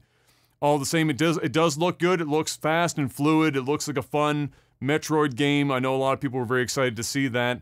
I've never been a huge Metroid fan. I know I have an immense respect for the games because there's almost zero bad Metroid games. They're pretty much all exclusively very good. It's just never been. It's kind of like fighting games. It's never really been my bag. Did you play Metroid games back in the day? Was that games that you got into even as a kid? No.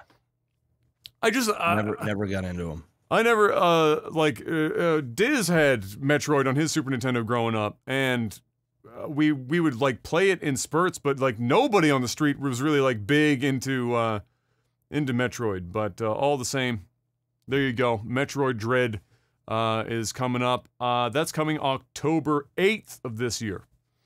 To bridge that gap.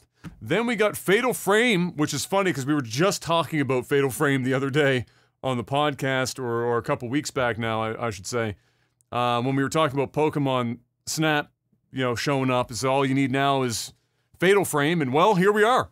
Fatal Frame Maiden of Blackwater was announced for later this year, bringing, like I said here, bringing Pokemon Snap and Fatal Frame in the same year for all of you budding photographers that wanted that to all happen on the Wii U, but it never did. Well, now you're getting it on the Switch. And it looked pretty good. I mean, like we're saying, Fatal Frame, even if it's done mediocre, no other game really kind of does what Fatal Frame does, so it just ends up being better even if it's not anything to write home about, from gameplay perspective. It's just kind of unique, so yeah, I might have to give that a little look-see when it drops as well.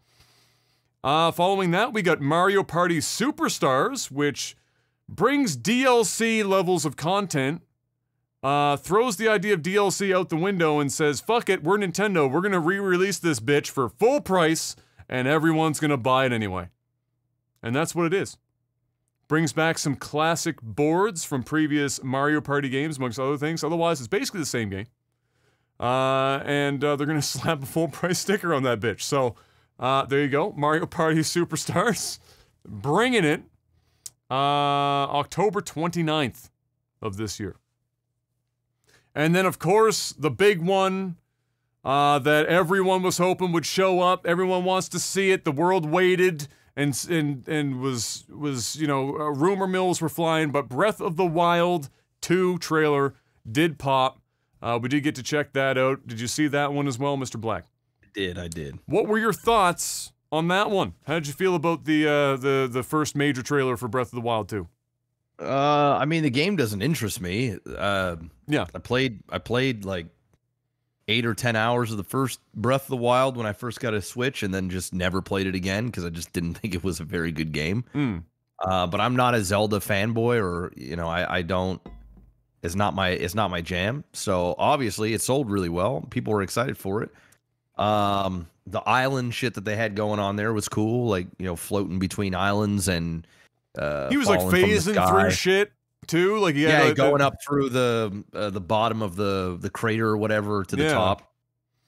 So it seems like they're kind of expanding the scenery and the things that you can do and interact with the landscape. So that's cool. Listen, it looked like a Zelda game. For those that are into Zelda, I'm sure it's 2 thumbs up for you guys. For those that aren't into Zelda, I'm just like, I'm happy for Zelda fans, I guess. Like I'm just not into it. I'm just not into, and I'm even more so not into this type of Zelda. Yeah. Like I prefer the more children-based one where it feels a little more juvenile. This one is obviously the audience is getting older, and they're trying to appease a little bit more to the audience that grew up with Zelda. So I get it, but I think it's from what I played. Once again, take this with a grain of salt, everybody. I've never been the biggest Zelda fan. Like, I'm not an Ocarina of Time guy. I don't really care. But as I was playing this Breath of the Wild, I felt like it lost its heart. I felt like it lost its whatever the hell that thing was. It's X Factor. Yeah, it just felt soulless. It just felt like a generic action adventure game. That's it, man. It just didn't have that. I mean, maybe I didn't play it far enough to really get those feelings. And I beat it. I can tell you that's how I felt. Well, there you go. So, and this looks the same. Like, this just looks the same. So, for those that enjoyed it, I'm happy for you. I'm in the I don't give a fuck campaign, and that ain't gonna change. I don't care if people are like, this is the single greatest game since 007 GoldenEye. I'm just still not gonna play it. It's a high benchmark. So, it's a high benchmark. Yeah, I mean, I beat Breath of the Wild. I put somewhere between 60 and 80 hours into it. And yeah, I had similar feelings. It didn't feel like a Zelda game to me. It felt like, it looked the part. It's not that it didn't look the part. It looked. I liked Link's design. I liked all the character designs. I thought were very nice. The world was obviously very pretty, but it didn't. But beyond that, it didn't feel like a Zelda game to me at all. The dungeon designs were. I far prefer the dungeon designs in older Zelda games. What they did with that, where it was like a lot of them were like motion control mini games and similar things like that. And very kind of simple puzzles that were like one-off rooms was not interesting to me. You know, having thematic dungeons that tied into the story better than those dungeons did is obviously way more palatable to me. And so, yeah, it just ended up feeling like a very generic open-world action adventure game that on top of that ran like shit because it's on a Switch. And so it was like fucking 18 frames per second for a lot of the time. Some towns, my God, it was like 5 frames per second. It was so bad. And then, beyond that, I don't know. It just cause kind of fucking generic action adventure. Jeff's pulling something off of the shelf right now. This is peak Zelda for me. This is Link peak. to the Past. There you go. This is absolute peak. And in my opinion, Zelda has never has never been past this, including Ocarina of Time, all of them. Maybe if I played Ocarina of Time as a kid after this, I may have put that before it, but there is something about the simplistic nature of this game. Not necessarily just the graphics, but the world exploring, unlocking certain parts of the map. It's very old school, walking around, like just very basic. Felt like I was playing an RPG, like an old RPG. And now Breath of the Wild felt like I was playing a dungeon, like this weird Dark Soulsy I hybrid of Zelda. I can tell you, I definitely didn't like the breakable weapon shit. Yeah, it's just Breath of the Wild. This right here is peak for me. Yeah, that's why I have this complete in box. This is the show. This is the show. I would buy a remake of this on the Switch. Well, they did the. I know they had it like for the 3DS and different stuff like that. I don't know if they did a Switch one, but I would buy that. Like that's a game that I would play on the go, and fuck with and have fun with. But yeah, this right here is peak for me. Yeah, I mean, when you talk to Zelda fans, it's similar to the Final Fantasy fans, where you're likely going to either hear 6. In terms of like what they think the best Final Fantasy is, you're going to hear 6 and somewhere between maybe 7, and if you get younger people, you might get into 10 or some shit. But mostly it's 6 and 7 are like the most argued, and it's like the difference between the first iteration of the 3D version of the games versus the absolute peak of the 16-bit era. Which is what you would have gotten in Final Fantasy VI versus Final Fantasy VII, and the same with what you're saying is showing there with Link to the Past versus Ocarina of Time. And yeah, so it's very similar in that regard. But yeah, Breath of the Wild's kind of neither here nor there for me. I don't like the breakable weapon shit. It was hilarious to me that the Master Sword actually had durability. I mean, that was where I remember looking at the. I remember just looking down at and just like, what the fuck did you do here? You just stick to it. Just stick to an encumbrance system like every other like sane fucking developer.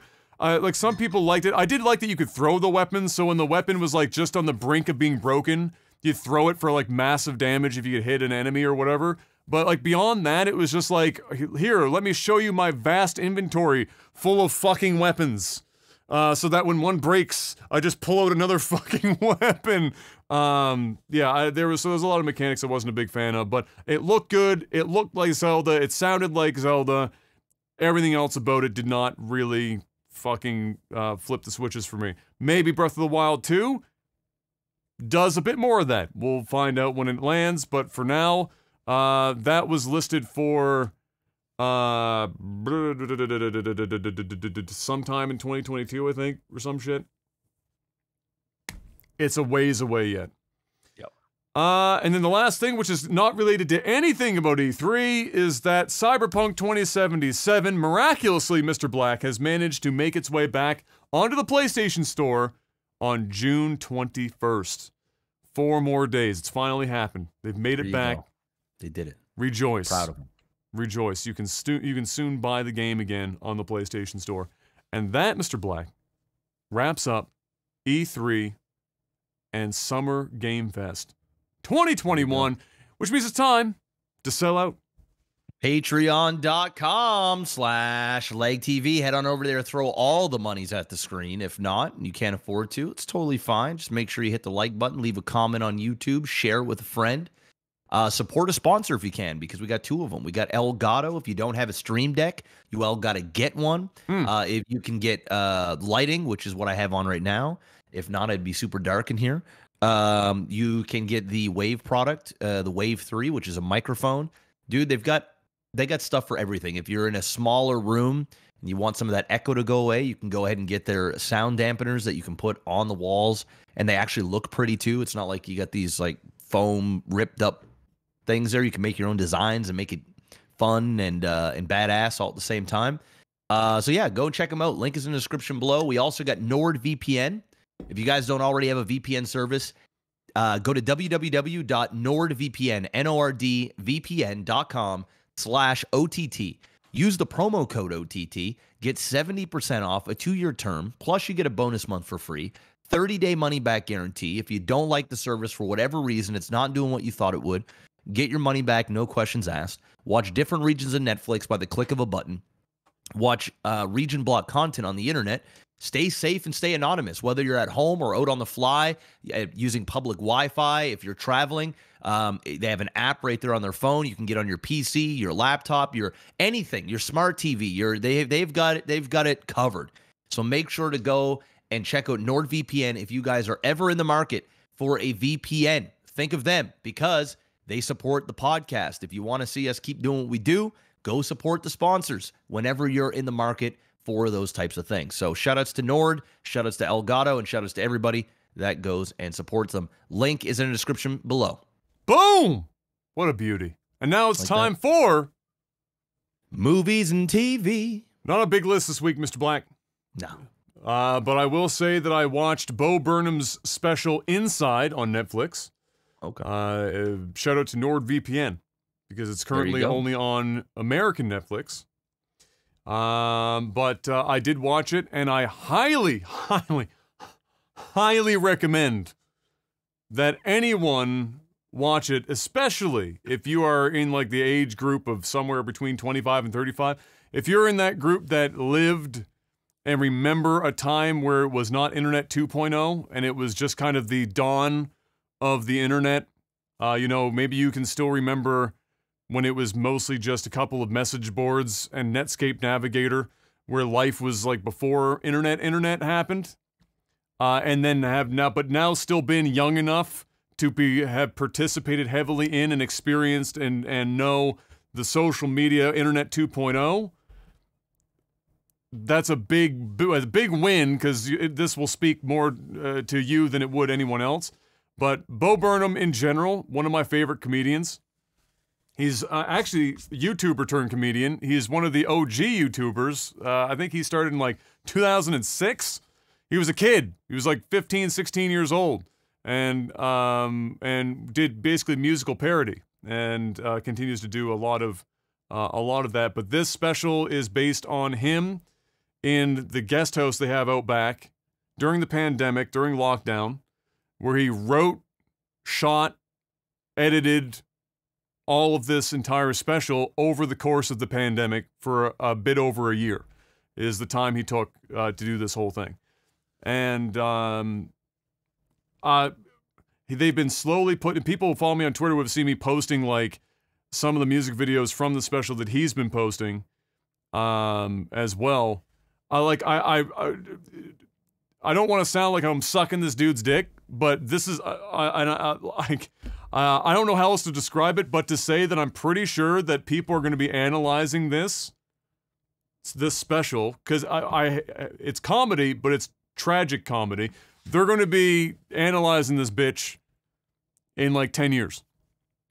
It's already getting analyzed all over the place, but this is going to be one of those specials that okay, you know how George Carlin's, not to put it necessarily in terms of impact on comedy, but in terms of people talking about it and how it was indicative of culture at the time. George Carlin's, 4-letter words you can't say on TV thing, where he went on TV and just like said every word you can't fucking possibly say on television at the time, it's going to be something like that people talk about.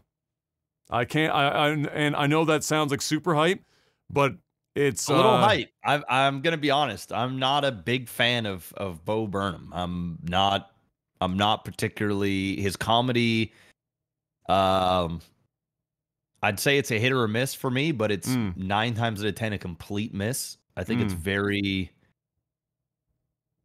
I don't know, but you are hyping it up a lot, and I do have NordVPN, so I might just give it a try, just because.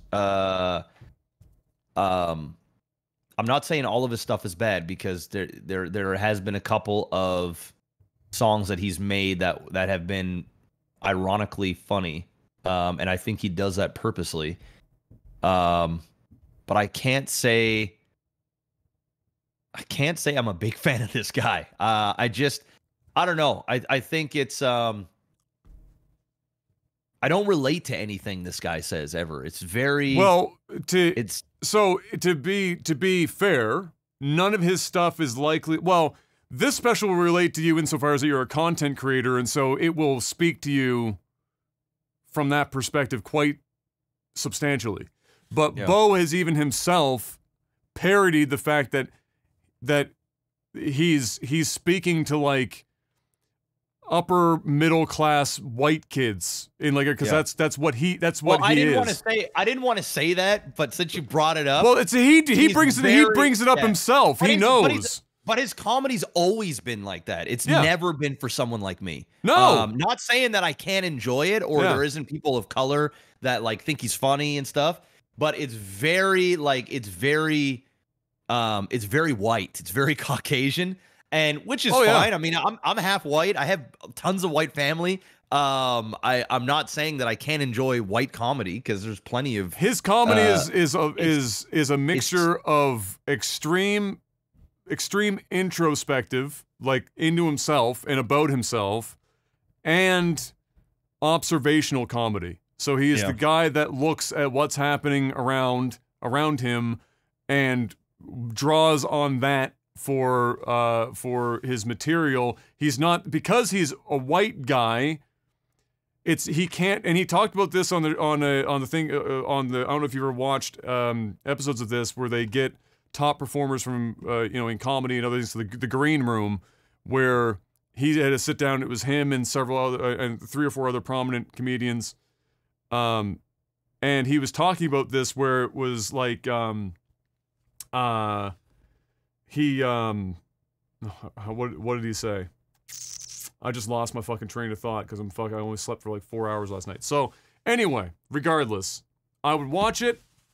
I would definitely watch it if you're in that age group, because it's not, other than a show called White Girl's Instagram or White Woman's Instagram, which is like the normie humor. He's not really being very downer about it.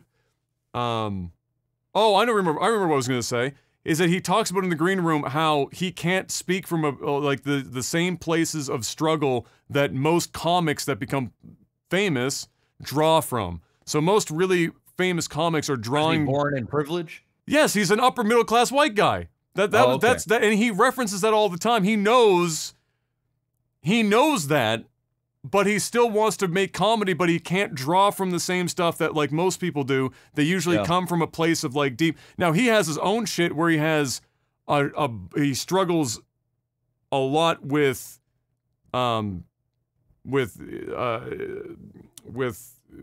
within himself. Is the usual like dude, he's a content creator, man. He's a content creator. So like that's his struggle. So a lot of his comedy can come from that, but that's really it. Regardless, anyway, go watch it, and we'll talk about next week if you watch it. I'll watch it. I'll give it a try. Yeah. Well, anxiety is one of those big ones. Is it an hour of just him singing songs? Like, is that what it is, or is there like not necessarily? It's not stand up. It's him in a fucking room. It's closer to cinema than it, and you'll appreciate this because you're a cinema guy. It's closer to cinema than it is a comedy special. And it's closer to tragic comedy than it is a true comedy special, because you will laugh. Is there an audience? No, he's literally in his guest house for a year. Just talking? No. He's in it for a year? Dude, did you not hear me? So he went to his guest house. He wasn't there for the year specifically, but out in his back, he has a little guest house thing. And that was his studio. And over the course of a year, he produced, wrote, edited, shot, everything about the special and put it out himself. He went out and he has like a consumer grade fucking Panasonic Lumix camera that meets Netflix's very specific video standards at like the baseline, and then just went and recorded all this shit over the course of a year. Like his hair gets long, like as the special goes on, his hair is getting fucking longer. His beard is getting fucking longer. He's looking more haggard as time goes on. So yeah, go and watch that for sure. Definitely very good. But I'll be interested to hear what you think about from the cinema perspective, because it's definitely closer to cinema than anything else. And he actually references directly a lot of cinema in it in terms of the shot choices and what he does for themes and stuff throughout it. Because it's like a 4-sequence show. All right. Other than that, I watched the first episode of Loki with them. Thought it was pretty good. I didn't watch it yet. I'm waiting for episodes to come out, and then I'm just kind of like what I did with you want to binge it? Yeah, I want to binge it because I don't know, man. I just want to binge it. I won't wait till it all comes out. I'll probably wait till like the first 3 or 4 come out, then binge that, and then do it weekly. So, yeah, that's fine. Yeah. Em just turned it on. I turned around and I ended up watching most of it when I was doing other work. Yeah, I hear it's really good. So they did a great job in the in that first episode, and I obviously won't spoil anything, but I will say that that the chemistry between Owen Wilson and what's his the guy Hiddleston. Tom Hiddleston. Exactly what you would have imagined their chemistry to be, and it was a perfect casting choice, and it immediately made me interested in the rest of the series just based on knowing that those two are going to spend a lot of time in the same room. It will make it very, very good indeed. So yeah, that's all I saw this week. I don't know if there's anything else that came up in the news. Nothing going on, man. It's pretty dead out there. I haven't really heard much of any news as of late. That's it. Beautiful. Which means it's time to move on to tech support. Patreon.com/LagTV. It's the place to go where you can give us your money. And then in return for $10 or more, just as an example, you can ask us questions. And we answer as many of them as we can here on a segment called Tech Support. And so we're going to do that right now.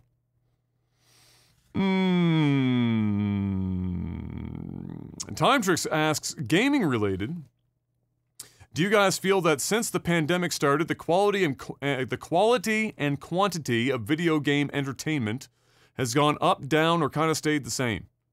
Well, I mean, it's releases have gotten delayed, so we can't really tell most of the time.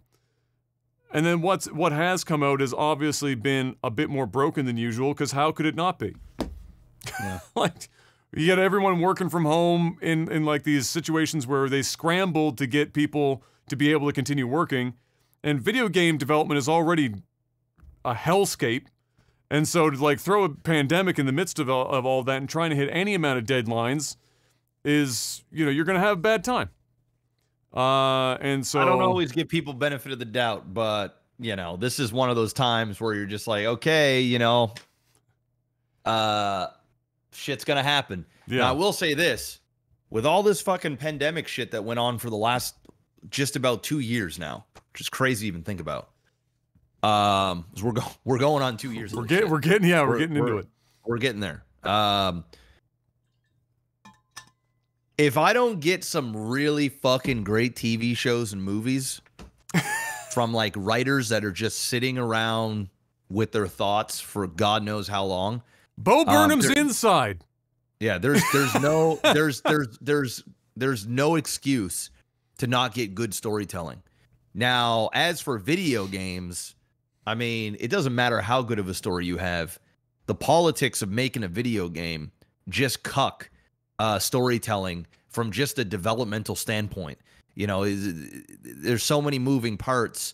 And there's so many different levels of management and leaders and this and that. And when you're not able to get into a physical space together and work things out, and everything is remote, and then there's still deadlines, and then there's like, okay, maybe we'll go then. Okay, no, now we're going to change the date. No, now we're going to do, fuckery is just going to happen. So in terms of the video game space, I am expecting probably the lowest of tier quality of video games over this next year, 2 years, unless they continue to delay and then they pick back up where they left off. But the more you delay, man, the more these companies are losing money.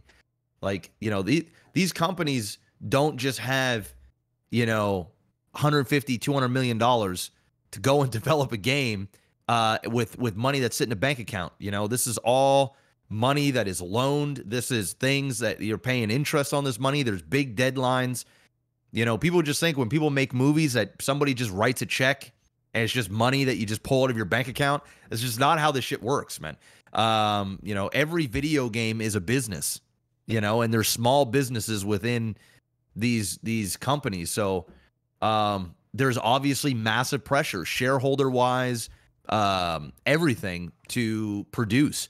And I just feel like it's inevitable. There is going to be some rushing on these games that are coming out.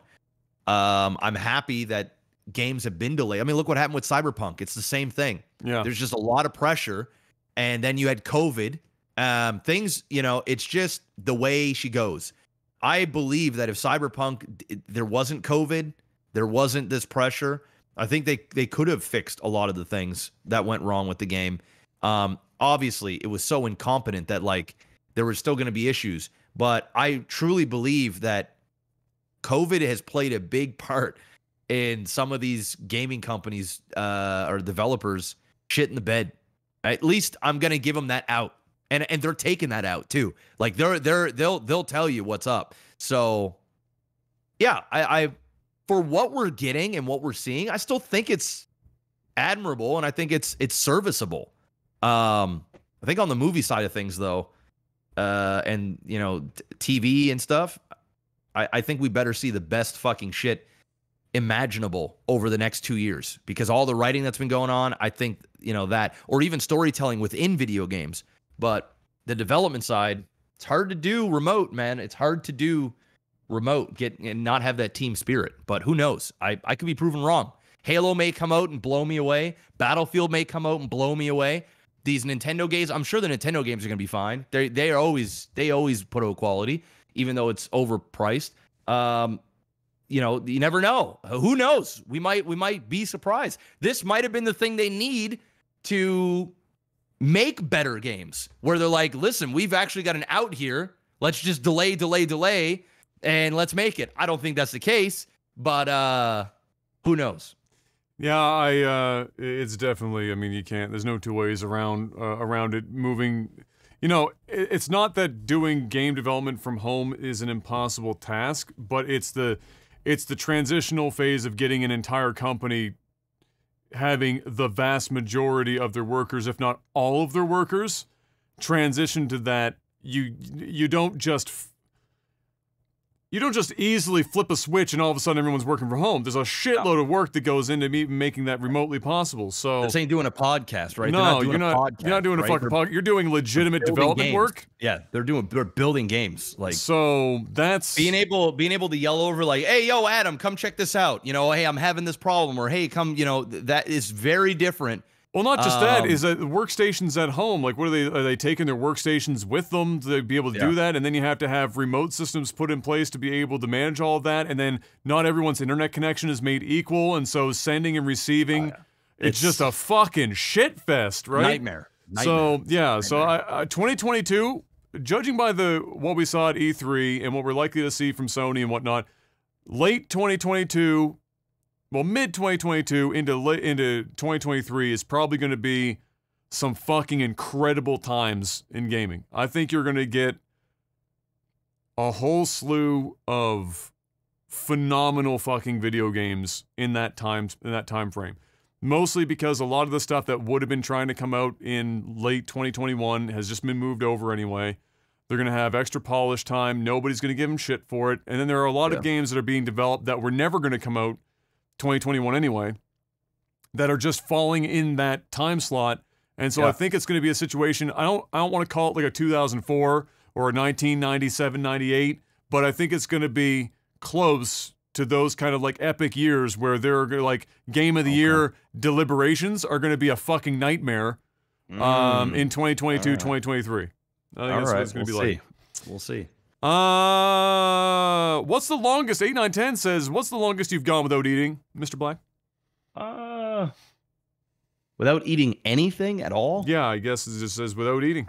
I would say probably like 15, 16 hours.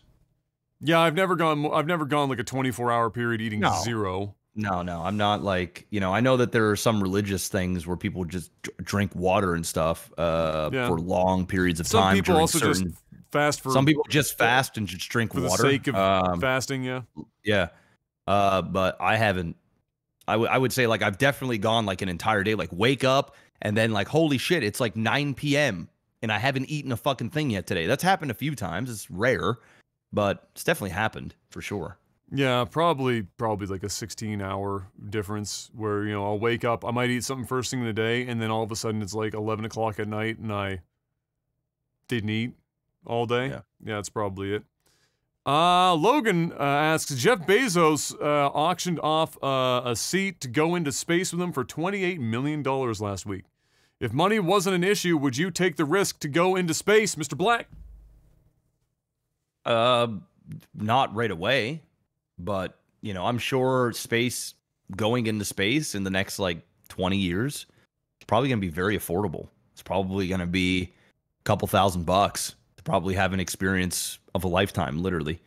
There's no way in fuck I'd spend that type of money to sit by Jeff Bezos, and I don't give a shit if I'm worth $500 million. I'm not. If I was going into space right now, Jeff Bezos's company is not going to be the one I'd probably choose to go into space with. SpaceX seems to have that shit more on lock than everyone else right now, so I'm not going to choose. I think that what's it called? Blue something. I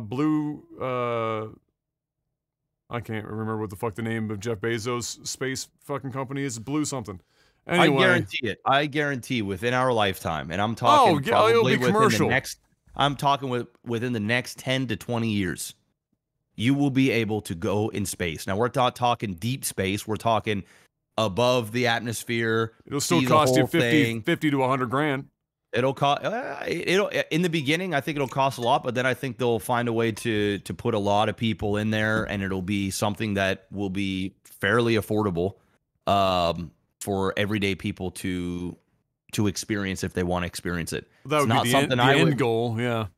It's not something that I would want to do anytime soon. I'd like to see proof of concept and see a lot of people go in and out, but absolutely, I feel as though like it'd be no different than like going skydiving, that type of thing. It's like, hey, it's either this shit's gonna blow up or this chute's not gonna fly out. But if they've been doing this a lot and it's very safe, or at least they say it is, I'm willing to take the risk to experience something like what a thrill that would be, getting rocketed into space and then looking at your planet. And then just seeing the universe from in the universe. Like, just seeing the vastness of space.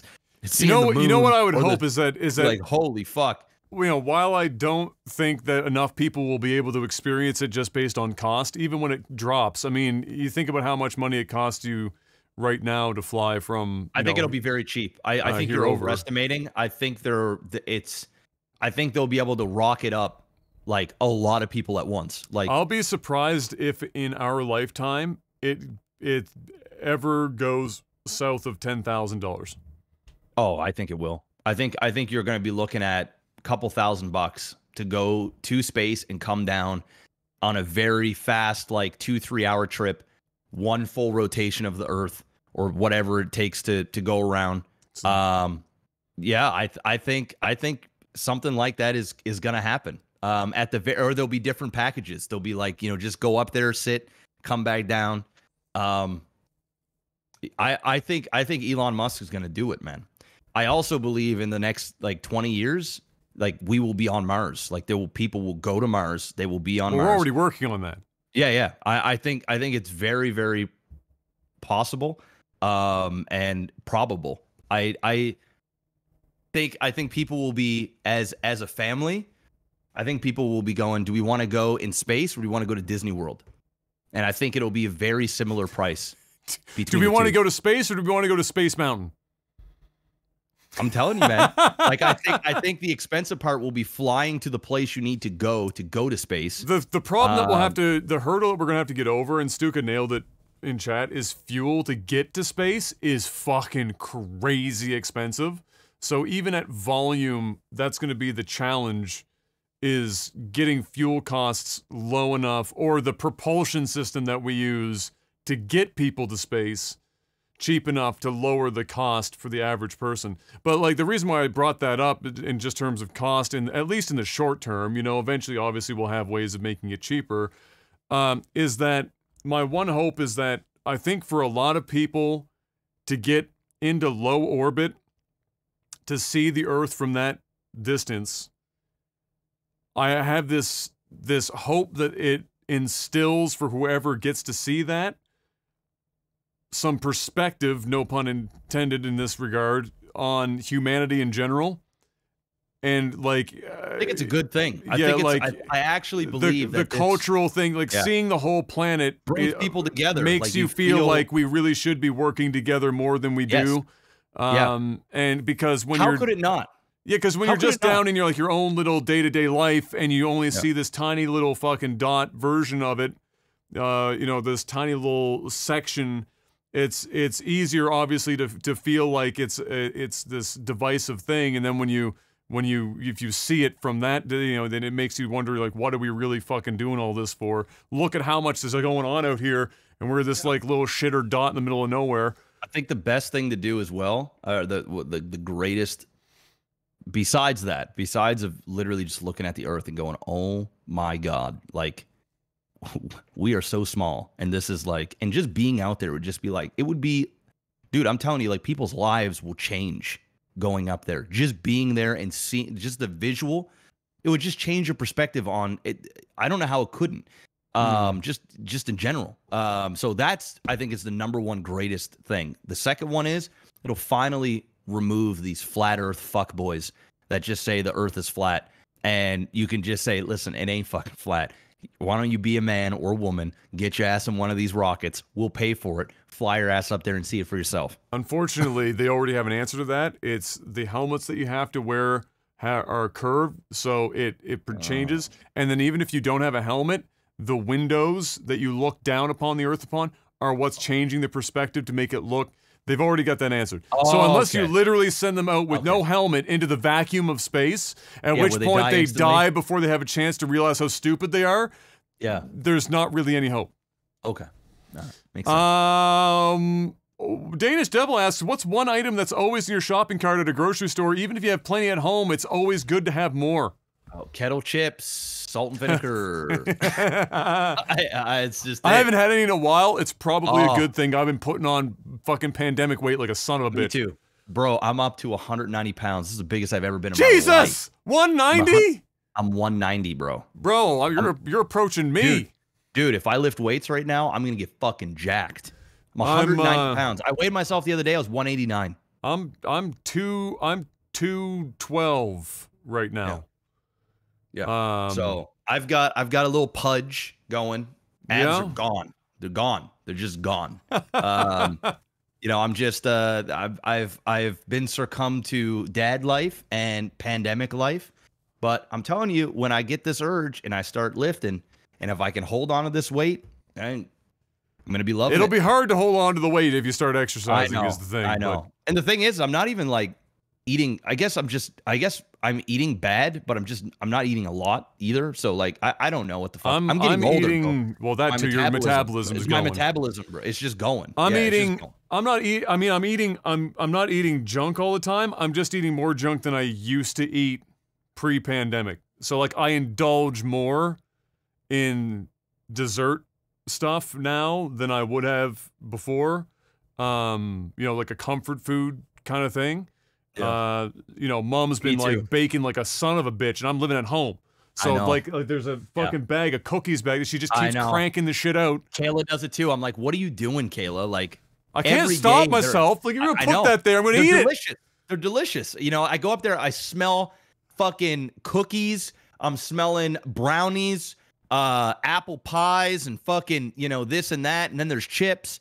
You know, and it's little bits, but it's all the time. It's like I get up, I'll grab a cookie or two. You know, and then next thing you know, by the end of the day and before bed, I'll grab one more cookie. I realized I ate 6 cookies today. I'm like, what am I doing with my life right now?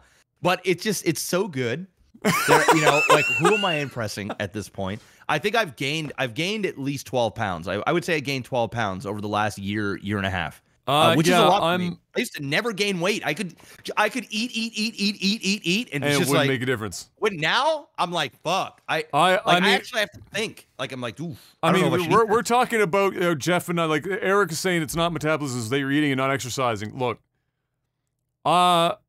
in my mid-20s, Jeff as well. I mean, we're talking about guys that ate Subway 8 out of the 7 days a week. Yes. And the subs that we were not getting veggie subs. No. And we weren't abstaining from the cookies and everything else that comes with it. No. I mean, we were not exactly eating clean.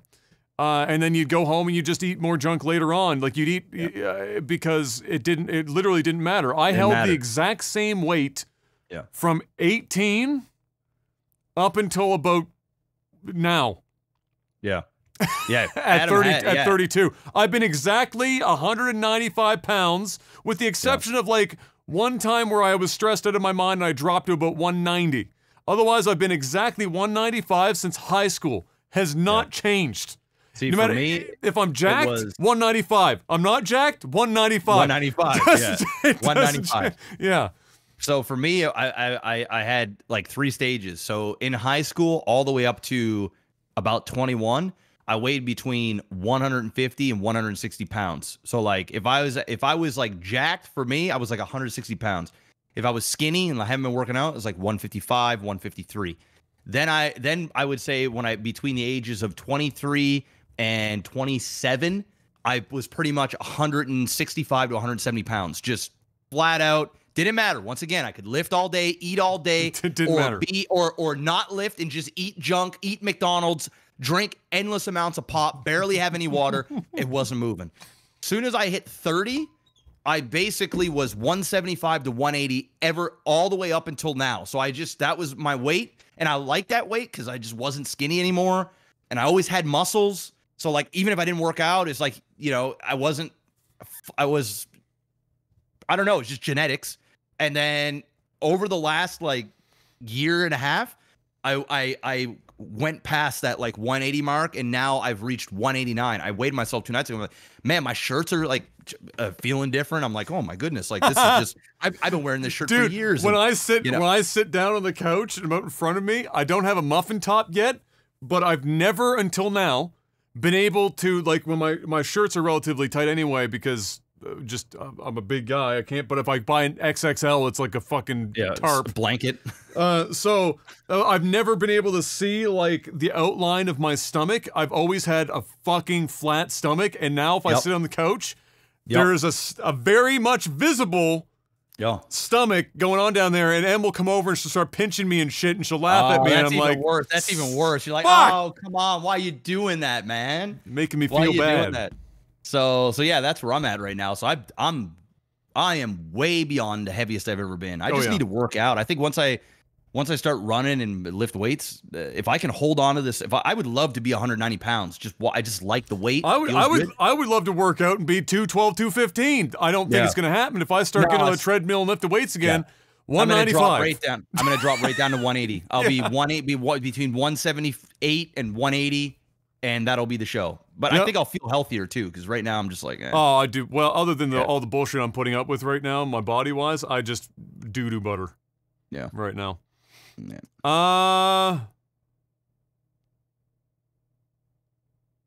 What time is it? All right, I only have a couple minutes.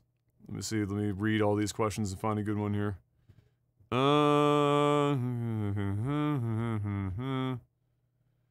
There's a lot of what's the longest you've gone without. So Theodore, what's the longest you've gone without sex? Well, that would have been your pregnant wife. Until you guys didn't you go for a period of time oh no, sorry, your post-pregnant wife. You had a stint. Waited. But I waited a little while. Because you talked about it on the podcast where you were like losing your mind. Yeah, we waited a while. I don't even remember how long it was. It was like 2 or 3 months. No, I didn't wait that long. There's no way. I don't think somebody's gonna have to pull the tapes. We talked about it on this podcast. Did I really wait 2 to 3 months? Dude, you were losing your mind. I had to listen to you talk about it on a weekly basis. And I must have been over exaggerating. 2 to 3 months. I mean, I could see if I had to guess, it probably would have been like, geez, I don't know. I don't know. I have to. I could ask Kayla. Kayla probably remember. Kayla probably remember. Yeah, I know it was a while, but I didn't think it was 2 to 3 months. Holy shit. I think we waited a while as she was getting closer to giving birth. So like when I just felt weird about it, like with my son in there and stuff. Yeah, like I remember you talking about that too. Yeah, it just felt weird. I know, like early on, like we just did whatever. I think it was like towards the end where she was for one, she was big, like in a good way, like she, you know. But that didn't bug me. It was the fact that like. That's the hurdle for most guys. Is that the baby's it's just in there. like, yeah, it's just like, dude, if I'm gonna go, you know, deep inside, I'm gonna leave the nuts hanging out. I'm not trying to hit my son. You know what I'm saying? Like, it just feels weird, bro. For me, it just feels weird. Yeah, that's true. So it might have been like 6 weeks or so, maybe. It could have been 2 months. It really could have been. I think it was like 2 months because they recommend at least 6 weeks. So that was the minimum. I know afterwards we waited a while. Like when she gave birth, like because she had a C-section and everything, like we waited a while. Yeah. So yeah, I would say those are like the longest I've ever gone. For sure. Just in general, like from if we're not including the birth of my son or like the pregnancy, since Kayla and I have been married, I would say the longest maybe a week. Or maybe a little bit more if I've gone on vacation, like if I went to Vegas or something for 5 days. I would say probably at its absolute worst, like 2 weeks tops, like tops. For me it was a long time in my previous relations. In this one, I think in this current relationship, I think it was during the pandemic, and it was because we ran out of birth control and we at the time couldn't get our hands on any, and when you get off of it, you have to cycle back on for a while before you're safe again. And wrap that up. Bro, man. It's not that I don't already, but my faith in only condom at this junction, I'm in the middle of a pandemic. Okay, whoa, hold up. She's on birth control and you're using a condom? Well, not all the time. All right, let's not. Okay, I was gonna say, what the absolute fuck? Let's not fucking get hasty here. However, all right. However, I don't fucking have nearly enough faith in condoms. For me, it was like, it's like, I'm just sitting here going, you know what? It would just be my fucking luck. In the middle of a pandemic, oops, pregnancy.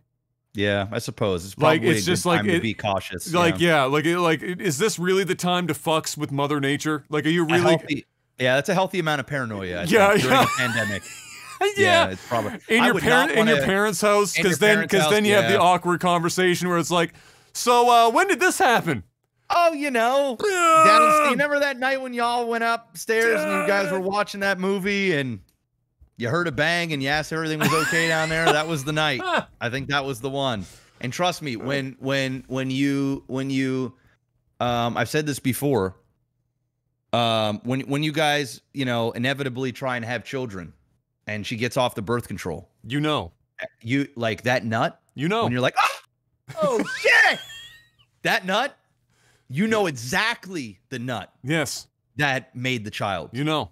You just I wasn't looking to have that knowledge yet.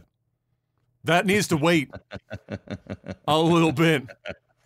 And certainly not in the middle of a pandemic. Dude, so many of her friends are birthing babies right now, and I'm like, all motherfuckers are crazy. Dude, crazy. Listen, you're in the middle of a pandemic. Everybody's fucking. Well, I understand, but my God, man, like triple wrap. That's the fuck you doing to yourself, man. You're in the middle of a pandemic. Everyone's like out of work. Nobody can fucking make any money. The houses cost $1 bajillion. You're gonna bring baby in the world, and all you hear from the people are like, they're broke as shit, barely fucking making it work. That wasn't going to be me, That ain't bro. it. That ain't it. wasn't going to be That me. ain't it. That ain't wasn't going to be it. All right, one more. All right. One more, and then I'll get ahead of here and take M to work.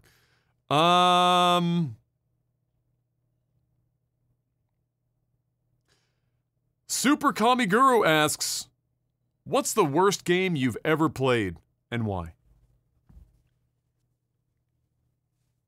I think we've answered this before, and I don't know exactly what game I said. I don't know if we've talked about the worst game we've ever played.